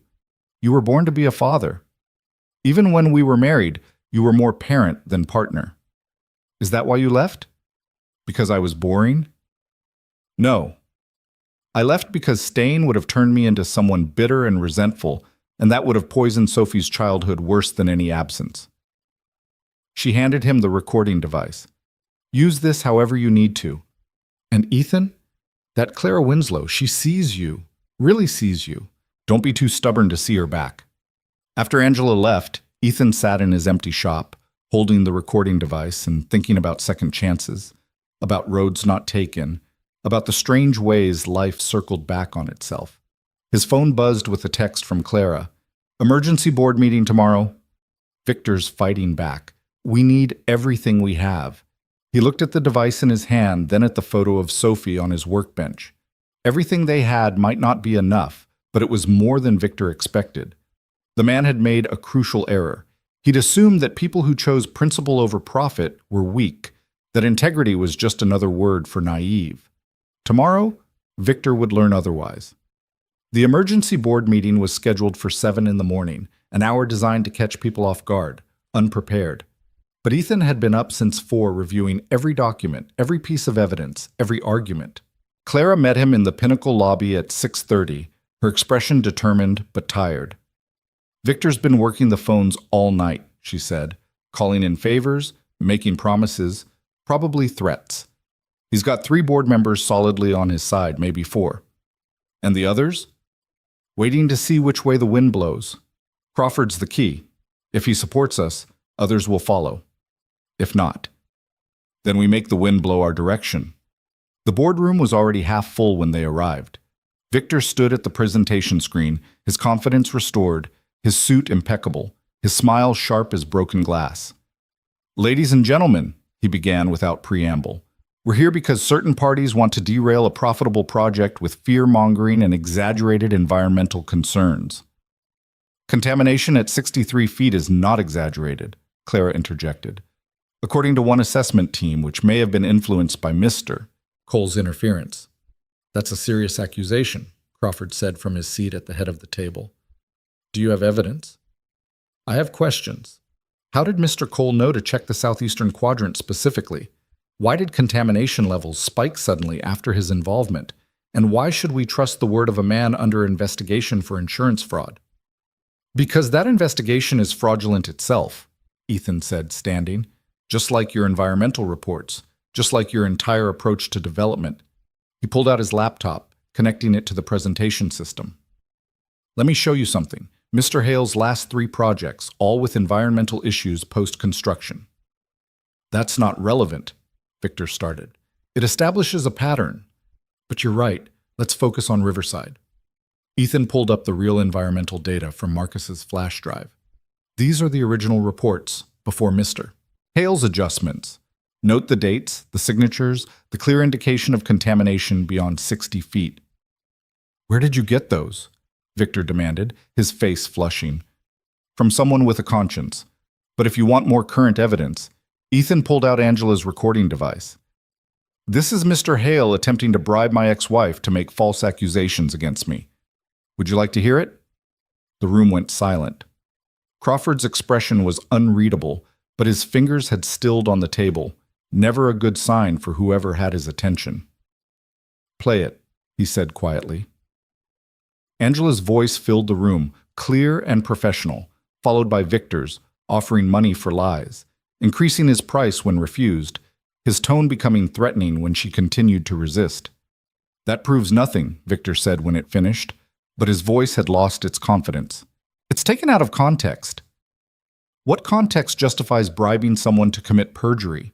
Patricia Wong asked from her seat on the Winslow board. I was investigating Cole's background. Due diligence by offering $100,000 for false testimony? Crawford's voice was dangerously quiet. Victor, I've tolerated a lot from you because you produced results, but this crosses a line. The project can still be profitable, can it? Clara stood, taking over the presentation. Let's talk real numbers. Traditional capping of contamination this extensive, $28 million, with no guarantee it holds. Lawsuits when it fails, conservative estimate of $60 million. Loss of reputation, criminal investigations, the complete collapse of Pinnacle's credibility. Incalculable. She changed slides. Now Mr. Cole's bioremediation approach. Initial cost, $35 million. Higher, yes, but it actually solves the problem. It creates a development that becomes a model for sustainable urban renewal. It generates positive publicity worth millions in marketing, and it ensures that in 10 years we're celebrating success, not defending lawsuits. It would take 3 years, Victor protested. We promised investors 18 months. You promised investors 18 months, Crawford corrected, without board approval, without proper assessment, without considering the consequences. This is ridiculous. We're going to tank a $40 million project because a mechanic and his girlfriend think we should grow sunflowers. The dismissive tone was a mistake. Ethan saw several board members' expressions harden. Mr. Hale, Dr. Patricia Chen from Pinnacle's board spoke for the first time. I've been reviewing Mr. Cole's credentials. MIT summa cum laude, 15 years of award-winning sustainable architecture, innovations in bioremediation that are still being studied in universities. Perhaps we should stop calling him just a mechanic and start listening to what he's saying. His credentials don't change the timeline. The timeline is irrelevant if we're building on poison, Crawford interrupted. Mr. Hale, effective immediately, you're suspended from the Riverside project pending a full investigation into your handling of the environmental assessments. You can't, I can, and I am. Security will escort you out and ensure you have no further access to project files. Victor stood slowly, his face cycling through rage, disbelief, and finally, cold calculation. This isn't over. I have contracts, agreements, which our legal team will review thoroughly, Crawford said, particularly the clauses about ethical violations and fraudulent conduct. As security approached, Victor turned to Ethan. You destroyed everything. For what? So you can feel morally superior while you're fixing cars? No, Ethan said quietly. So my daughter can grow up in a world where doing the right thing matters more than doing the profitable thing. After Victor was escorted out, the atmosphere in the boardroom shifted, tension releasing like a held breath finally exhaled. Mr. Cole, Crawford said, I owe you an apology. I should have listened from the beginning. You're listening now. That's what matters. I'm doing more than listening. I'm offering you the position of lead architect on the Riverside project. Full creative control, reporting directly to me and Ms. Winslow. Ethan glanced at Clara, who was trying to hide a smile. I still have my shop to run. Then run it. But give us 40 hours a week to fix this mess and build something extraordinary. The salary would be substantial. It's not about the money. No, Crawford agreed. It's about redemption. For the land, for the company, and perhaps for you as well. Before Ethan could respond, his phone buzzed. Sophie's school. I need to take this, he said, stepping out. The call was brief but urgent. Sophie had collapsed during PE class and was being taken to the hospital. Clara found him in the hallway, his face white. What's wrong? Sophie's in the hospital. I have to go. I'll drive you. Clara said, Don't argue. Let's go. The drive to the hospital was a blur of rain and traffic lights that seemed deliberately slow. Ethan's mind ran through every possibility, every worst-case scenario, his architectural precision deserting him in the face of parental terror.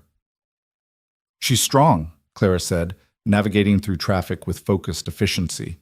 Whatever this is, she's strong. She's 10. And she stood up to a room full of board members like she was born to it. That's not a fragile child, Ethan. They found Sophie in the emergency room, conscious but pale, an IV in her arm and a doctor reviewing test results. She smiled when she saw him. Dad, I'm okay. Just got dizzy and they're being super careful. What happened, Butterfly? The doctor, a young woman with kind eyes, looked up from her chart. Mr. Cole? I'm Dr. Martinez. Sophie experienced a vasovagal syncope episode. Basically, she fainted. But given the circumstances, we ran some additional tests. What circumstances? Dr. Martinez hesitated. Sophie mentioned she's been helping with a contamination cleanup project, handling soil samples for her science project. Some of her symptoms, the dizziness, mild nausea, the rash on her hands, are consistent with exposure to certain industrial chemicals. Ethan's blood turned cold. She was at the Riverside site last week. We were taking soil samples for her project on bioremediation. From the contaminated areas? From what we thought were the edges, the safer zones. But if the contamination is spread further than the original reports indicated, Dr. Martinez's expression grew serious. We'll need to run specific tests for heavy metals and petroleum products. In the meantime, Sophie needs to avoid any further exposure. As the doctor left to order tests, Sophie reached for Ethan's hand. Dad, I'm sorry. I know I should have been more careful. This isn't your fault, Butterfly. None of this is your fault. Is this because of the bad man's poison? Maybe. We're going to find out. Clara had been standing quietly by the door, but now she stepped forward. Sophie, would it be okay if I made some calls? I know specialists who deal with environmental exposure. Sophie nodded, then looked at her father. She's nice. Mom would have liked her. After Clara left to make calls, Ethan sat beside his daughter's bed, holding her small hand and fighting the rage building inside him. If Sophie was sick because of Riverside's contamination, if Victor's lies had poisoned his daughter, Dad, you're squeezing too hard. He loosened his grip. Sorry, Butterfly. Are you going to hurt the bad man? No. Are you going to destroy him with truth and justice and really good architecture? Despite everything, Ethan smiled. That's the plan. Good. Because violence is never the answer, but sometimes karma needs an architect. The test results came back 3 hours later. Elevated levels of benzene and toluene in Sophie's blood. Not immediately dangerous, but concerning enough to require monitoring and treatment. The source was almost certainly the Riverside soil. Clara returned with Dr. James Roth, a specialist in environmental medicine who'd flown in from Seattle at her expense. The good news, Dr. Roth said after examining Sophie, is that children are remarkably resilient. With proper treatment and no further exposure, Sophie should recover completely within a few weeks. And the bad news? Ethan asked. If the contamination at Riverside is extensive enough to affect someone from brief exposure at the periphery, then the entire surrounding neighborhood is at risk. We're not just talking about future development. We're talking about current residents in a 3-block radius. Clara pulled out her phone. I'm calling an emergency press conference. This needs to be public now. That'll destroy the project, Ethan pointed out. The project's already destroyed. Now we're trying to save lives. As Clara made arrangements, Ethan sat with Sophie, who was sketching in the notebook he'd brought her. What are you drawing? The new Riverside, with sunflower fields and special buildings that clean the air and a playground that's actually safe for kids. She looked up at him. We're still going to build it, right? The good version? It'll take time. Years, maybe. That's okay. The best things are worth waiting for. She paused. That's what you told me about Mom coming back before I understood she wasn't going to. This is different. This we can actually make happen. I know, because you're not just a mechanic, and you're not just an architect. You're someone who fixes things that matter. The press conference was held in the hospital's auditorium, an unusual venue that added gravity to the announcement. Clara stood at the podium with Ethan beside her, while Sophie watched from a wheelchair she didn't need but the hospital insisted on. The Riverside Development Project has been indefinitely suspended, Clara began. Environmental testing has revealed contamination levels that pose immediate health risks to anyone exposed to the site. The questions came fast and fierce. How had this been missed? Who was responsible? What about neighboring communities? Ethan took the microphone. The contamination was not missed, it was hidden. Deliberately, systematically hidden by people who valued profit over public safety. My daughter is currently being treated for chemical exposure she received while collecting soil samples for a school science project. If a 10-year-old's brief contact with the edge of the site caused illness, imagine what would have happened to families living there. Mr. Cole, one reporter called out, you were recently accused of insurance fraud. Why should we believe you? Because I'm not asking you to believe me. I'm asking you to look at the independent assessment data, the hospital records, the pattern of deception in previous developments. Truth doesn't require belief, it just requires examination. What happens to the site now? Another reporter asked. Clara took back the microphone. Now we do what should have been done from the beginning. Full remediation, no matter the cost or time.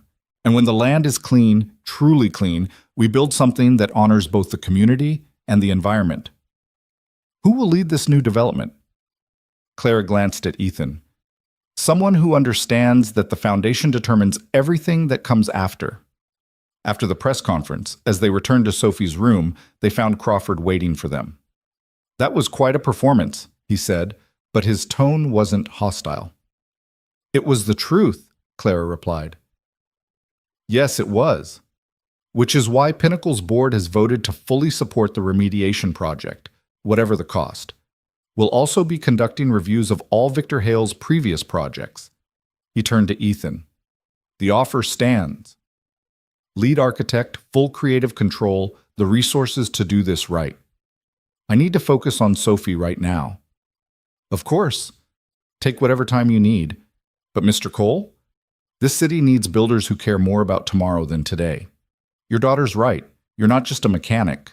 You're what we should have been looking for all along. That night, as Sophie slept in her hospital bed, Ethan stood at the window watching the city lights.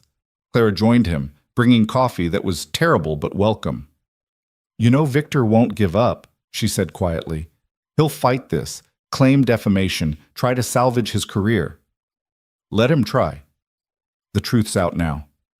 The truth about Riverside. But there are other projects, other Victor Hales, other contaminated sites waiting for someone to care enough to fix them. Ethan turned to look at her. What are you suggesting? I'm suggesting that maybe it's time to stop thinking small. Stop believing you're just anything. You have a gift, Ethan, not just for architecture, but for seeing what others miss or choose to ignore. I have a daughter to raise. Who's learning that standing up for what's right is more important than standing aside for what's easy? Clara paused. I'm not asking you to choose between being a father and being an architect. I'm suggesting you can be both, fully and completely. Like you're both a CEO and a mother? Exactly. It's not easy, but nothing worthwhile ever is. Before Ethan could respond, Sophie stirred in her bed. Are you two going to kiss or keep talking about architecture? Because I'm trying to sleep and the tension is really loud. Both adults laughed, the sound breaking the heaviness that had filled the room. Go back to sleep, Butterfly, Ethan said. Only if you promise to stop being just a mechanic and start being everything you're supposed to be. I promise. Good. And Miss Winslow? Thank you for helping my dad remember who he is. As Sophie drifted back to sleep, Ethan and Clara stood in comfortable silence, watching over a brave little girl who'd stood up to bullies and boards with equal courage, who saw sunflowers where others saw poison, who believed that the best things were worth waiting for and fighting for and building right the first time. Tomorrow would bring new challenges, Victor's counterattacks, the slow work of remediation, the careful construction of something better.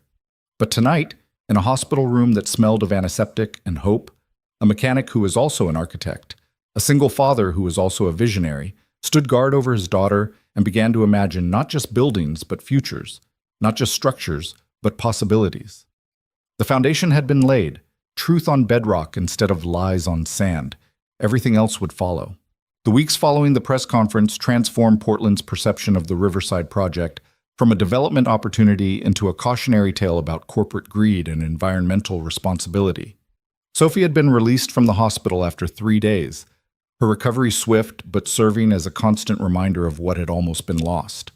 She returned to school wearing her experience like a badge of honor, telling anyone who would listen about benzene levels and phytoremediation with the authority of someone who'd lived through the consequences of ignoring such things. Ethan had converted half of his garage into a makeshift architectural studio, drafting tables beside toolboxes, blueprints sharing wall space with timing belt diagrams. He'd hired Tom Reeves' son, Danny, to manage the shop's daily operations, freeing him to split his time between fixing cars and fixing Riverside's future. The familiar rhythm of manual labor in the morning, followed by design work in the afternoon, gave his days a balance he hadn't realized he'd been missing. "Mr. Cole, we have a problem," Crawford's voice came through the phone one Thursday morning as Ethan was reviewing soil remediation proposals. "Victor's filed a lawsuit. Defamation, breach of contract, intentional interference with business relations. He's seeking $40 million in damages." "Let him sue," Ethan replied, unsurprised. "The truth is an absolute defense against defamation. It's more complicated than that. He's also filed complaints with the Architectural Licensing Board, claiming you've been practicing without maintaining your license." Ethan's hand stilled on the blueprint he'd been annotating. His license had lapsed 3 years ago, another casualty of his retreat from the profession. "I haven't signed any official documents as an architect." "No, but you've been presenting yourself as one. Victor's lawyers are arguing that's fraud." "Then I'll renew my license." "It's not that simple. There are continuing education requirements, examination updates. It could take months." "Then I have work to do." Clara arrived at the garage that afternoon, finding Ethan surrounded by licensing requirement documents and study guides that looked like they hadn't been updated since the last century. "This is ridiculous," she said, pushing aside a stack of papers to sit on his workbench. "You designed the Riverside Pavilion. You're not some amateur who needs to prove basic competency. The law doesn't care about past accomplishments. If my license lapsed, I need to meet current requirements." He gestured at the pile of materials. 40 hours of continuing education, updated building codes, new environmental regulations, which, ironically, I probably understand better than the people who wrote them. "How long will it take?" "To do it properly? 2 months minimum. But we don't have 2 months. The remediation needs to start before winter, or we lose another year." "Then we work around it. You consult, I sign the official documents." "That's not how it works, Clara. The plans need to be right. Whether your signature is on them or not doesn't change their validity." She picked up his latest design, a community center that would double as a living air filter. "This is brilliant, license or no license. Tell that to the licensing board." "I will, if necessary." She paused, studying him. "You know Victor's doing this to delay us, to make the project so complicated that the boards give up." "I know, but he's also right, technically. I let my license lapse because I thought I was done with architecture. That was short-sighted." Sophie appeared in the doorway, backpack slung over one shoulder, her expression serious. "Dad, there's something happening at school you need to know about." "Are you feeling sick again?" "No, I'm fine. But Bradley Hale's been telling everyone that you're a fraud, that his dad's going to destroy you in court and take our house." Ethan's jaw tightened. Bradley's upset about his father. "It's not your problem to solve." "Maybe not, but I invited him to come see the shop." "You what?" "He doesn't believe you actually fix cars. He thinks it's all a lie, like his dad says. So I told him to come see for himself." "He's outside." Ethan looked through the window to see Bradley Hale standing uncertainly by the shop entrance, his expensive uniform out of place among the oil stains and tool racks. "Sophie, this isn't appropriate." "Dad, he's 10. He's not responsible for what his father does. And maybe if he sees that you really do fix things, he'll understand that not everything his dad says is true." Clara touched Ethan's arm. "She's right. The sins of the father shouldn't fall on the son." Ethan walked to the door, opening it to find Bradley trying to look defiant, but mostly looking lost. "Bradley." "Mr. Cole, Sophie said, she said you could show me how engines work." "Did she?"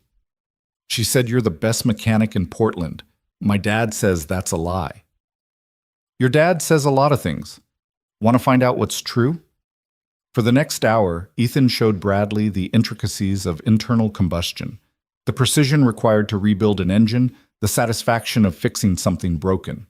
The boy was smart, asking good questions, his hostility gradually giving way to genuine interest. "My dad doesn't know how to fix anything," Bradley said quietly, watching Ethan reassemble a carburetor with practiced efficiency. "He just pays people to do it." "There's nothing wrong with that. People have different skills." "But you can fix cars and design buildings." "Sophie says you're going to clean up the poison at Riverside. That's the plan." My dad says the poison isn't real, that you made it up. Ethan set down his tools, choosing his words carefully. Bradley, sometimes adults disagree about complicated things. Your dad believes what he believes, but the soil tests, the hospital records, my daughter getting sick, those aren't opinions, they're facts. Sophie really got sick? She did. She's better now, but yes. Bradley was quiet for a moment. My mom's been coughing a lot. We live near another one of Dad's buildings, the Meadowbrook place. Ethan's blood chilled. Meadowbrook Estates, where 15 families had reported respiratory issues. How long has she been coughing? 6 months, maybe more.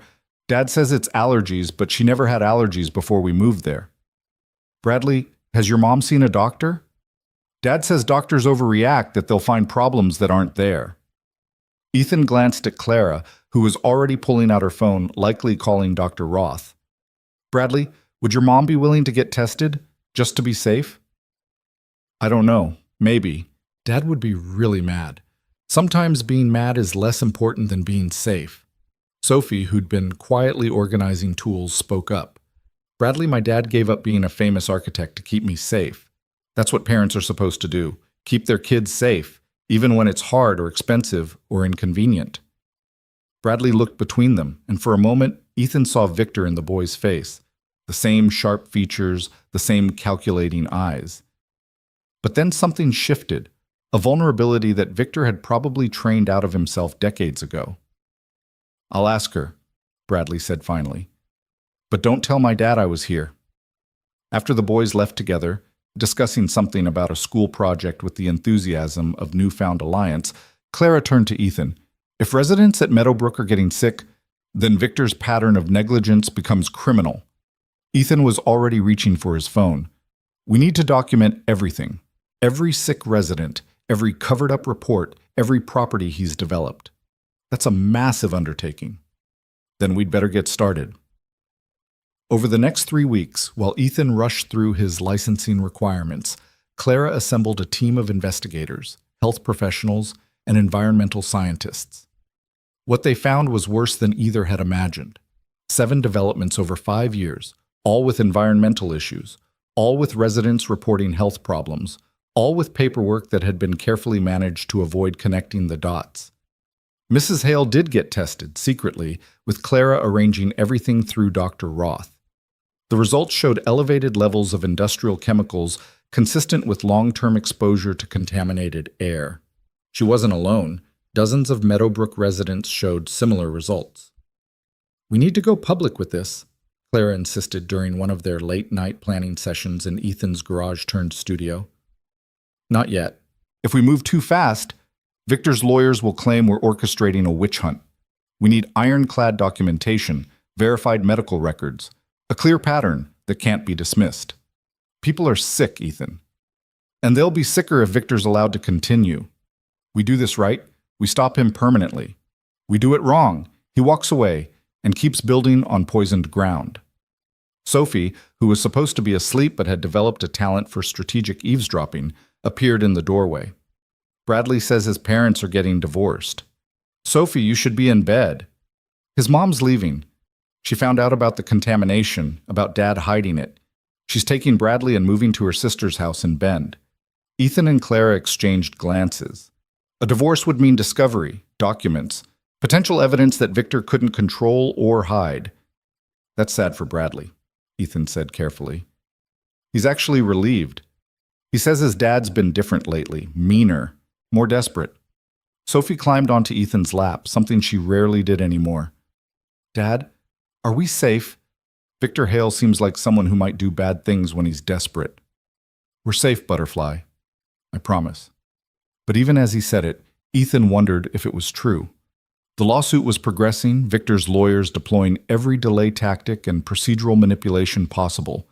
The licensing board was dragging its feet on his renewal application, citing irregularities that seemed to appear whenever Victor's name was mentioned. And there had been incidents, mysterious electrical problems at the shop, Clara's office files disappearing, Tom Reeves getting audited by the IRS despite his books being cleaner than a surgical suite. The breakthrough came from an unexpected source. Marcus Chen, Victor's former assistant, reached out through encrypted email from Vancouver. "I've been following the news," his message read. "There's more you need to know. Victor's been doing this longer than 5 years. There's a storage unit in Southeast Portland, number 447 at Secure Store on Division. He keeps his real records there, the ones his lawyers don't know about. The combination is his daughter's birthday. He doesn't have a daughter, but he uses his mistress's daughter's birthday, July 15th, 12. Be careful. He's more dangerous when cornered than you know." Ethan showed the message to Clara. "This could be a trap. Or it could be the evidence we need. We should tell the police." "Tell them what?" "That we received an anonymous tip about a storage unit that might contain evidence of crimes we can't prove yet." "Then what do you suggest?" "We go look. Document everything. Then bring in authorities with something concrete. That's breaking and entering. That's investigating. Marcus gave us the combination. Technically, we have permission from someone with knowledge of the unit." Clara stared at him. "That's the kind of logic that would make Victor proud." "No, Victor would have someone else do it and maintain plausible deniability. I'm taking responsibility for my choices." They went that night after Sophie was asleep at Tom's house, telling him they were meeting with lawyers about the lawsuit. The storage facility was one of those places that promised security but delivered mostly indifference. Cameras that might or might not work. Gates that looked imposing but opened with any 4-digit code. Unit 447 was in the back corner, far from the main office. The combination worked, the lock clicking open with a sound that seemed too loud in the empty corridor. Inside, Ethan found exactly what Marcus had promised. Boxes of documents. Real environmental reports. Correspondence with inspectors who'd been paid to look the other way. Photographs of contamination that had been covered up before official inspections. It was a catalog of criminal negligence spanning almost a decade. "My God," Clara whispered, reading through a file about a development in Eugene where 3 children had developed leukemia. He knew. He always knew. He didn't just know. He calculated the cost-benefit. "Look." Ethan showed her a spreadsheet, Victor's own analysis of lawsuit probabilities versus profit margins. He literally assigned dollar values to potential cancer cases. They photographed everything, careful not to disturb the original order. It took 3 hours, their phones filled with evidence that would destroy Victor Hale completely. As they were leaving, Ethan noticed another box, newer than the others. Inside were surveillance photos of him, of Clara, of Sophie walking to school. "He's been watching us," Clara said, her voice tight, "for weeks, from the dates on these." Ethan found photos of his shop, their homes, even Tom Reeves's house where Sophie sometimes stayed. "This isn't business anymore. This is personal. We need to go to the police now." Agreed. But as they left the storage unit, they found Victor waiting by their car, not alone. James Lowry stood beside him, the consultant who specialized in destroying people's lives. "Breaking and entering," Victor said, his smile cold in the security light's harsh glare. "That's a felony, Mr. Cole." "Miss Winslow. Not quite the moral high ground you usually claim." "We had the combination," Clara said steadily, "given to us by someone with authorization to access the unit. Marcus Chen, my former employee who's currently wanted for embezzlement? Yes, we filed charges yesterday. Seems he stole quite a bit before fleeing to Canada." "That's a lie." "Prove it." "Meanwhile, I have you on camera breaking into my storage unit." Victor held up his phone, showing a video of them entering. "Unless, of course, we can come to an arrangement." "What kind of arrangement?" Ethan asked, though he knew the answer. "Simple. Drop the Riverside remediation. Withdraw your accusations. Disappear back to your garage and stay there. In return, this video disappears, the lawsuits go away, and your daughter stays safe." The threat to Sophie hung in the air like poison gas. "You're threatening a child." Clara's voice was ice. "I'm stating facts. The world's a dangerous place. Accidents happen. People get sick from all sorts of environmental factors." Victor's smile widened. "Just ask the families at Meadowbrook." Ethan stepped forward, and Lowry moved to intercept, but Ethan wasn't attacking. He was simply standing straighter, taller, every inch the architect he'd always been beneath the mechanic's coveralls. "You made 3 mistakes, Victor," Ethan said quietly. "First, you assumed fear would work on someone who's already lost everything once and survived. Second, you kept records of your crimes because your ego needed proof of how clever you were. And third, you threatened my daughter. He pulled out his phone, showing that it had been recording the entire conversation. Threatening a child, admitting to surveillance, attempting blackmail, all recorded. But here's the thing, Victor. I'm not you. I don't want to destroy you. I want to stop you. There's a difference. That recording's inadmissible. In court, maybe. But the court of public opinion, the news media, your investors who are already nervous about the Riverside scandal? Ethan pocketed the phone. You have 24 hours to resign from Pinnacle, withdraw all lawsuits, and turn yourself in for the environmental crimes documented in that storage unit, or everything we found tonight goes public, along with this recording of you threatening a 10-year-old girl. You're bluffing. Call it. See what happens. But remember, you've been so focused on destroying me that you forgot something crucial. I actually don't care about my reputation anymore. I care about my daughter, about the families you've poisoned, about building something better on clean ground. You can't threaten someone who's not afraid of losing, Victor. And thanks to you, I've already lost everything that doesn't matter and kept everything that does. Lowry whispered urgently in Victor's ear, probably explaining the legal ramifications of recorded blackmail and threats against a minor. Victor's face cycled through rage, calculation, and finally, something like defeat. This isn't over, he said finally. Yes, it is. You just don't know it yet. As Victor and Lowry left, Clara leaned against the car, shaking slightly. Did you really record all that? Ethan showed her his phone, every word captured in digital clarity. We need to get this to the police tonight, Clara said. First, we make copies. Multiple copies. Then the police, the FBI's Environmental Crimes Unit, the media. Victor's right about one thing. The world is dangerous. But it's dangerous for people like him too, when enough light shines on what they do in the dark.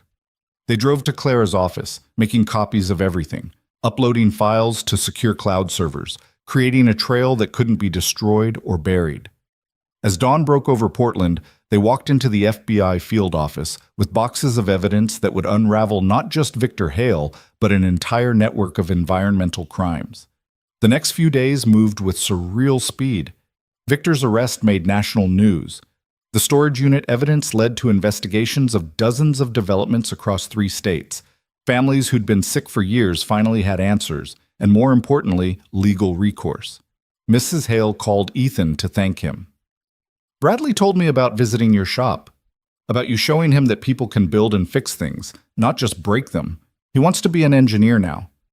He's a good kid. None of this is his fault. No, but he's living with the consequences anyway. We all are. She paused. Mr. Cole, my lawyer will be in touch about testifying. Bradley and we want to help however we can.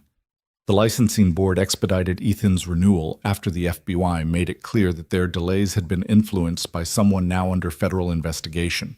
Within 2 weeks, Ethan had his architecture license restored, though it felt anticlimactic after everything else.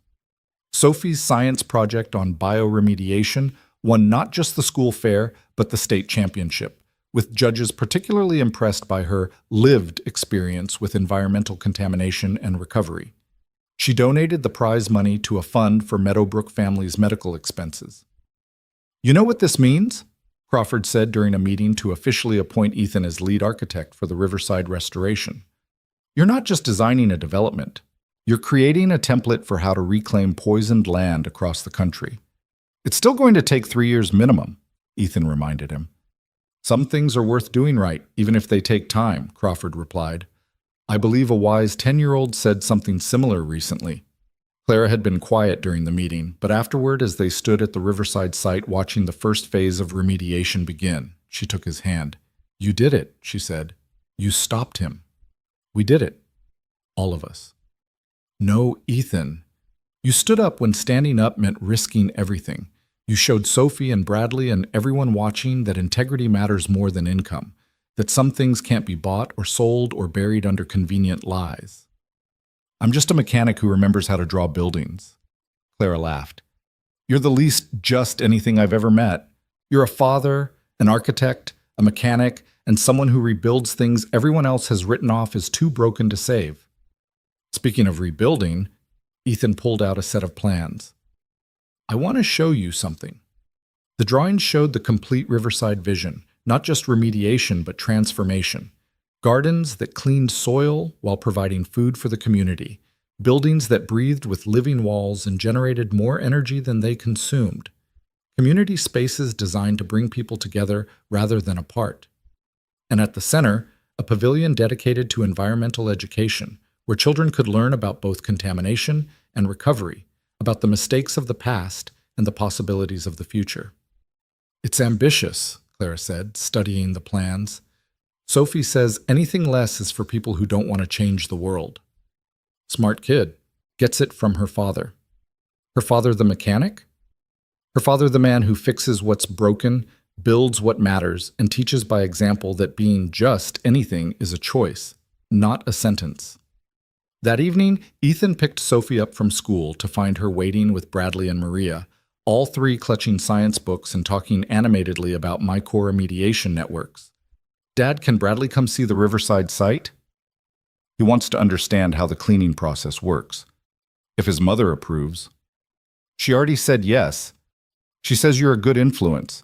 As they drove to the site, Bradley peppered Ethan with questions about soil chemistry and bacterial cultures, his natural intelligence finally directed toward building rather than defending his father's destruction. At the site, they stood behind the safety barriers, watching the first treatment plots being established.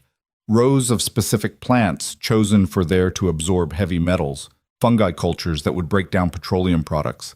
The beginning of healing that would take years but last generations. Mr. Cole, Bradley said quietly, I'm sorry about what my dad did. All of it. You're not responsible for your father's choices, Bradley. Only your own. I want to make better choices.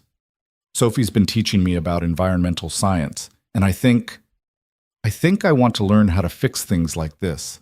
Places my dad broke. Ethan looked at the boy, seeing not Victor's son, but simply a child trying to make sense of a complicated world. That's a good goal, Bradley. The world needs more fixers. Sophie took Bradley's hand, a gesture of friendship that transcended their father's conflict. Come on, I'll show you where the sunflower field is going to be. Dad designed it based on my idea. As the children explored, Clara joined Ethan at the barrier. You know the media's calling you the mechanic architect now, she said. The man who went from fixing cars to fixing cities. I'm still doing both. Danny's running the shop 3 days a week, but I'm keeping my morning appointments. There's something grounding about mechanical work. Clear problems, definable solutions. And Sophie? How's she handling all the attention? Like she was born for it. She's already planning her next science project. Something about using restored brownfields for urban agriculture. 10 years old and already thinking about food security and land reclamation. Clara smiled. She's going to change the world. She already has. She changed mine. They stood together watching the sun set over the Riverside site. 40 acres that would have been 40 acres of hidden poison, if not for a mechanic who remembered how to be an architect, a father who chose courage over comfort, and a little girl who asked whether children would be safe playing in sandboxes built on lies. You know what the best part is? Sophie called out, returning with Bradley and Maria in tow. 3 years is actually perfect. By the time Riverside's done, I'll be 13, old enough to really understand what we built. And Bradley will be old enough to help with the next project. The next project? Ethan asked. There are contaminated sites all over Portland, Dad, all over the country. We can't fix them all, but we can show people how. We can teach them that being just anything is a lie people tell themselves when they're afraid to be everything they could be. Clara laughed. Your daughter's already planning your next career move. Our next move, Sophie corrected. Ms. Winslow, you're part of this too. Dad's going to need help, and you're the only one who can keep him from being too stubborn about taking big projects. Sophie, Ethan started. What? It's true. You two make a good team. Everyone can see it. Bradley nodded solemnly. Even my mom says so. She says Mr. Cole and Ms. Winslow are proof that good people can beat bad systems if they work together. As the children ran ahead to Tom Reeves' truck, which had just pulled up to take them for ice cream, Clara and Ethan stood alone in the gathering dusk. "She's not wrong," Clara said. "We do make a good team." "We do." "So what happens now? After Riverside's restored, after Victor's prosecuted, after the immediate fight is won?" Ethan turned to look at her, this woman who'd seen past the mechanic's coveralls to the architect beneath, who'd stood with him against corruption and threats, who'd helped him remember that being multiple things wasn't contradiction, but completion. "Now we build. Not just buildings, but better systems. We show people that development doesn't require destruction, that profit and principle can coexist. We take on the projects others won't touch, the poisoned places everyone's written off." That sounds like a mission statement for something bigger than one project. Maybe it is. Cole and Winslow Environmental Development, fixing what's broken, building what matters. "Winslow and Cole sounds better," Clara said with a smile. "We can negotiate that over dinner. Tomorrow night, after Sophie's rehearsal for the science fair presentation? Are you asking me on a date, Mr. Cole?" "I'm asking you to consider a partnership, professional and otherwise." Before Clara could respond, Sophie's voice carried across the site. "Dad! Miss Winslow, come see. The first remediation plants are already sprouting." They walked toward the treatment plots where, indeed, the first green shoots were pushing through the contaminated soil, life insisting on itself despite the poison, growth happening because someone had decided healing was possible. "You know what you are?" Clara said, taking his hand as they walked. "You're proof that sometimes the best architects are the ones who've learned to work with their hands, who understand that before you can build up, you have to know what's underneath. You're not just a mechanic who became an architect again. You're someone who never stopped building, even when the only thing you could build was a safe life for your daughter. And now? Now you're building futures. For Sophie, for Bradley, for every family who'll live on clean land, because you refuse to let it stay poisoned." They reached the sprouting plants where Sophie was explaining root systems to Bradley with the enthusiasm of someone who'd found their calling. The sun was setting behind them, painting the contaminated land in shades of gold and possibility. "It's going to work," Sophie announced with complete confidence. "The remediation, the development, all of it. It's going to work because we're doing it right." "It's going to take time," Ethan reminded her. "The best things always do," Sophie replied, then grinned. "Besides, we're not just fixing Riverside. We're showing everyone that a mechanic and a CEO and a 10-year-old with a science project can change how cities think about poisoned land. That's worth taking time to do right." As they stood there, Ethan, Clara, Sophie, and even Bradley, who was finding his own way forward from his father's shadow, the Riverside site didn't look like 40 acres of contamination. It looked like 40 acres of potential, waiting for someone patient enough to heal it, visionary enough to transform it, and stubborn enough to insist that building right mattered more than building fast. "You know what?" Sophie said, looking up at her father. "You're not just a mechanic anymore." "No? No. You're a mechanic and an architect and a dad and someone who stands up to bullies and someone who shows kids like Bradley that they can be better than their parents' mistakes." She paused, then added with a grin, "But you're still going to fix Mrs. Chen's Honda tomorrow, right? She needs it for her doctor's appointment." "First thing in the morning," Ethan promised. Because that was the truth of it. He wasn't just anything. He was everything he'd chosen to be, everything circumstances had required him to become. A mechanic who fixed what was broken. An architect who built what mattered. A father who'd sacrificed ambition for obligation and found that the obligation had led him back to a better kind of ambition. The Riverside project would take 3 years to complete. But standing there in the fading light, surrounded by people who'd chosen principle over profit, watching the first plants begin their slow work of healing poisoned ground, Ethan knew that some foundations were worth laying carefully, some structures were worth building slowly, and some truths were worth defending even when the whole world seemed to insist that being just anything was enough. It wasn't enough. It never had been. And finally, after 5 years of hiding in his garage, Ethan Cole was ready to be everything he was meant to be. Not instead of being a mechanic, but in addition to it. Because fixing things, whether they were cars or cities or contaminated souls, was what he did. It was who he was, all of who he was.